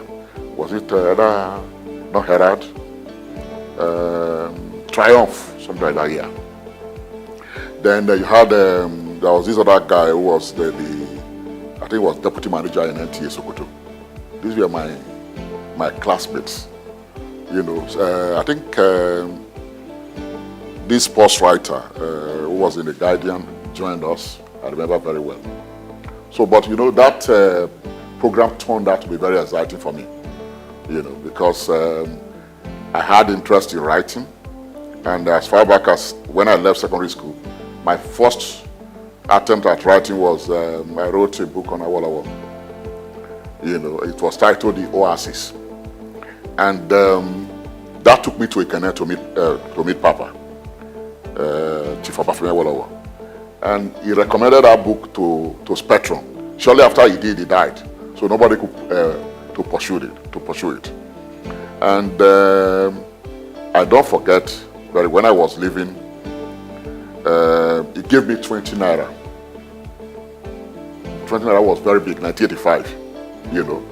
Went back to Lagos, but it was not even the money. The fact that I could shake the hand of the sage was exciting for me. And looking back, I said to myself, look, I could have kept that 20 naira as a souvenir. But at that time, it was, you know, it was something that it was, you know, some money that I could use. So that was in terms of measuring my ambition, you know. And my earliest heroes were, you know, Obafemi Awolowo, Ole Soyinka, then, of course, Kaduna Ozeogo, the man who led the first military coup d'etat. You know, in terms of his commitment, patriotism, you know, and disinterestedness in himself. You know, a man who could tell you that if I don't come out in 15 minutes, take care of me and the target. You know, so those were my earliest heroes. And I remember I read The Man Died even before I left secondary school. And I was to reread that work again when I was writing my master's, you know, thesis. You know, so the other part of me which was in it was to detest anything oppressive. I remember in the secondary school that I started with, where I was one of the pioneers, Opoji Grammar School. You know, we led a protest against being shortchanged with this food they cook for you know, Children's Day. I remember now, the key cow and the rest of them. So they did this and they brought the rice and we didn't see the cow. You know, so I led a boycott of it. You know, it got to, I had a relative who was a teacher in that secondary school. So they were looking for the ringleaders, you know, and they called a general assembly. And they said, those who are not part of it should leave. You know, that's what it was leaving. It remained about 4 of us or so. So they took 4 of us to the staff room to find out who was the ringleader. You know, we still insisted that we were not eating. And they said, well, if you don't eat, that we know that there's going to be trouble. So they went to the extent, you know, those days, traditionally you could go to Ifa to know who is the ringleader. But they used this key with the Bible, you know, calling our name to know who the ringleader was. You know, so eventually they prevailed on us, used all kinds of pressure to beg us and the rest of them, because if we don't eat the rice, probably there will be an indictment. It's already an indictment, and you know, those days in the inspectorate, they ask questions. So after much persuasion, well, we calmed down and you know, allowed the process to go on. So that was one earliest example of, you know, my attitude towards resistance. And so by the time I left secondary school, I got inducted into radical literature. There was a relative of mine, Mr. Isi Mamadou. He's now a German resident. You know, he graduated from Ife, Lafayette University, then the University of Ife, and he was privileged to be taught by Professor Toyo Olorode and the so-called the Ife collectives at that time. And when he graduated, he started what we call a study group in the village. So a few of us went there, and he gave us some radical literature. He gave me one I recall very well, The Dialectics of Nature by Friedrich Engels. If you read the Dialectics of Nature, you virtually understand everything about science. You know, science and its relation to social life. So, that literature, Communist Manifesto, the other one was Anti-During, also by Friedrich Engels. Anti-During will teach you polemics, everything about polemics. So, by the time I entered the university, I was already radicalized in terms of world outlook, you know, and all of that. So, when I left Ekpoma for Lagos, you know, to start the NIJ program, so there were other comrades who were, you know, belonged to those radical movements. There was one Femi Ahmed, you know, those days we call him Sandinista. And so he was in charge of the cell that I belonged to, the Patriotic Labor Movement. So when I came into Lagos, we normally try to establish what we call front organizations. And Femi, we established what we call Nigerian Tenants Association. It might interest you to know that I became the first general secretary, you know, even though I was 40, you know, at that time. And what we did by, you know, putting you in those organizations is to learn leadership, writing minutes, you know, and articulating proceedings. So I learned it through that, you know, period until I entered the University of Lagos, you know. Then when I got to the University of Lagos, we then established what we call Marxist-Leninist Study Group. There were these radical boys who came from Kwaratek, Bengal, Awekpo, who ran for the presidency, people under People's Trust. Olaiton Yoride, who was private secretary to Adam Soshomole, but he died in Benin. You had Bala Muhammad, who was a lecturer in UNIMED, where he was doing his master's at the University of Lagos. You had Ukem Onyepe, you know, there was Anti Kanabe, and a host of others. So we formed what we call the Marxist-Leninist Study Group. The UNILAG Student Union was banned, you know, during that period. So we resuscitated the union and brought the union back by, you know, launching a protest against the management at the Senate building in UNILAG. So we got the union back, and so we got involved in the student union politics. And you know, there's always contestation. The management will want somebody who will be amenable to them, and we wanted independent student unionism. So we did that. The first year, management managed to get one of theirs, Madoju Timi Phillips. At Atlanta, died, God bless his soul, you know, to become the union president. I ran, after Madoju Timi, I think I ran for the presidency, you know, and again, I lost to Papa Chris. Chris Anyanze is also late now, you know. That led to crisis at the university because I won the whole of Akoka campus. They rigged it at the Diaraba. You can see some of these things you see today at the Diaraba campus. And we said no. Nobody can be sworn in unless I was sworn in. So that led to my rustication, you know, in the university. And we didn't give up. We went to court. I think we were about, I can't remember the number, by 11 or so. Our counsel was Femi Falana. You know, so, and we were out of campus for almost a year. And at the end of the day, we won the case.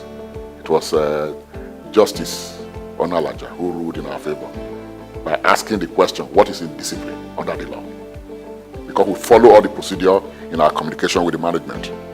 So it became a landmark judgment, you know. That was it. So I went back to write my degree, my final year exam as a single candidate. You know, the previous year I lost a year because the previous year I would have served in Calabar. So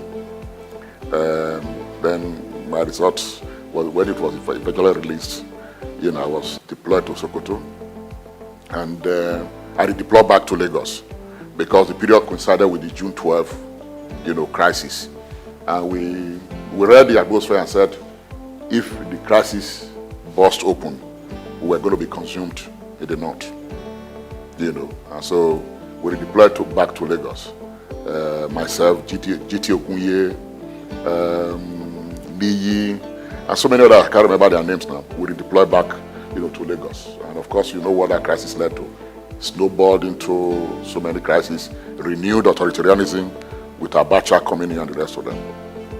So when we finished our service, because of my stint in journalism, so even while I was on campus, I was reporting for The Guardian, you know, the art desk, because the guy who mentored me was Ben Tomoloju, you know, the doyen of Nigerian cultural journalism, you know. So I was reporting for The Guardian while at the University of Lagos. So because of that, my journalistic background, the Committee for the Defense of Human Rights was formed, and Bekora Sokuti was the chairman. So I was brought in to edit the newsletter, which we call The Victims. You know, I was editing that for a time. And in the course of the crisis, the struggle against the military and all of that, I was again elevated to become the General Secretary of the Campaign for Democracy in Nigeria. And you know the implication of that. I succeeded Chima Ubani. You know, I was elected at the Ibadan convention of the organization. So few months after I was elected, I was arrested by the military and taken away to Brinikabi prisons for 1 year. You know, I was released when the Commonwealth delegation came to Nigeria. I had a meeting with Abacha. Abacha wanted to please them, so he released a few of us, myself, Adeniji Adele, who is late now, one Enno, who was Abiola's whether personal secretary or personal assistant also at that time. So that was it. And when I came out, of course the crisis, when I was released, the crisis hadn't ended at all, you know. And my chairman was taken away, Becker was taken to Katsina prison. So we were all dispersed. Shehu Sani was taken to Kirikiri, later to Aba prison. So it was my task again to reorganize the organization. We did that, and we then transited to the United Action for Democracy. All the forces reaggregated under that umbrella. We then made Olisa Agbakoba as the convener. Myself and Chima Ubani became the joint secretary of the United Action for Democracy. So we were on that when General Abacha dropped dead. And I then, you know, reflected on my career. At that level, I decided that I should go back to school. So did my master's quietly at the Lagos State University, and went to the University of London to pick up my doctorate in politics. So that marked my journey into the academia. But then I became active in the civil society, you know, and involved in research. I formed the Center for Constitutionalism and Demilitarization that publishes the Constitution, a journal for constitutional development. And under that platform, I carried out governance training across 3 of the 6 geopolitical zones in the country. You know, some of the alumni of Souq, many prominent people, you know. Lalong, the former minister, was an alumnus of Souq, of that center. Orelokpe, who is in the Center for Sustainable Development in Abuja. In fact, she was sent by the president. Then he was governor of Lagos State, Asiwaju Bola Ahmed Tinubu. Sent almost about 6 commissioners to me, to train in the thing called Summer School of Governors and the rest of them. So from there, I then decided to move into full research by entering into the academia at the Lagos State University. Because of my strength in research, I've written enough to be a professor even before I joined the system.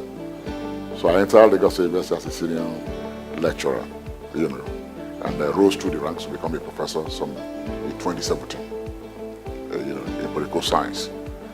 So, and in terms of the content of my scholarship, it's liberating. It's about, how to transform the society. And it's about, underscoring the problems that the continent faces, And I've written so many books. My essays are over 100, so including books. One of them, which I think is very seminal, is Patrons of Poverty. IMF, World Bank, and Africa's Problem. And I also wrote, of course, a detailed volume on globalization and the fringe players. The way it affects the global South. I did that, and just like so many articles in terms of trying to understand Nigeria's problem and transform them.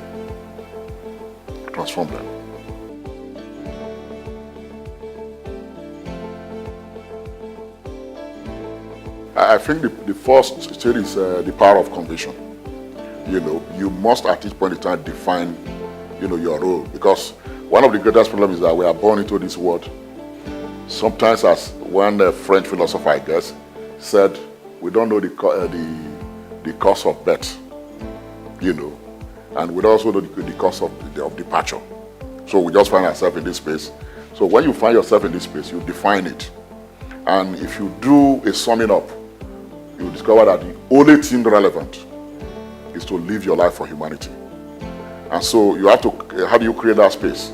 It means that all those strictures, structural constraints on people actualizing themselves, you have to, help to fight them. You have to subvert them so that people can, fully realize their lives. And so I believe that I have that power of conviction. One, and when conviction comes with commitment.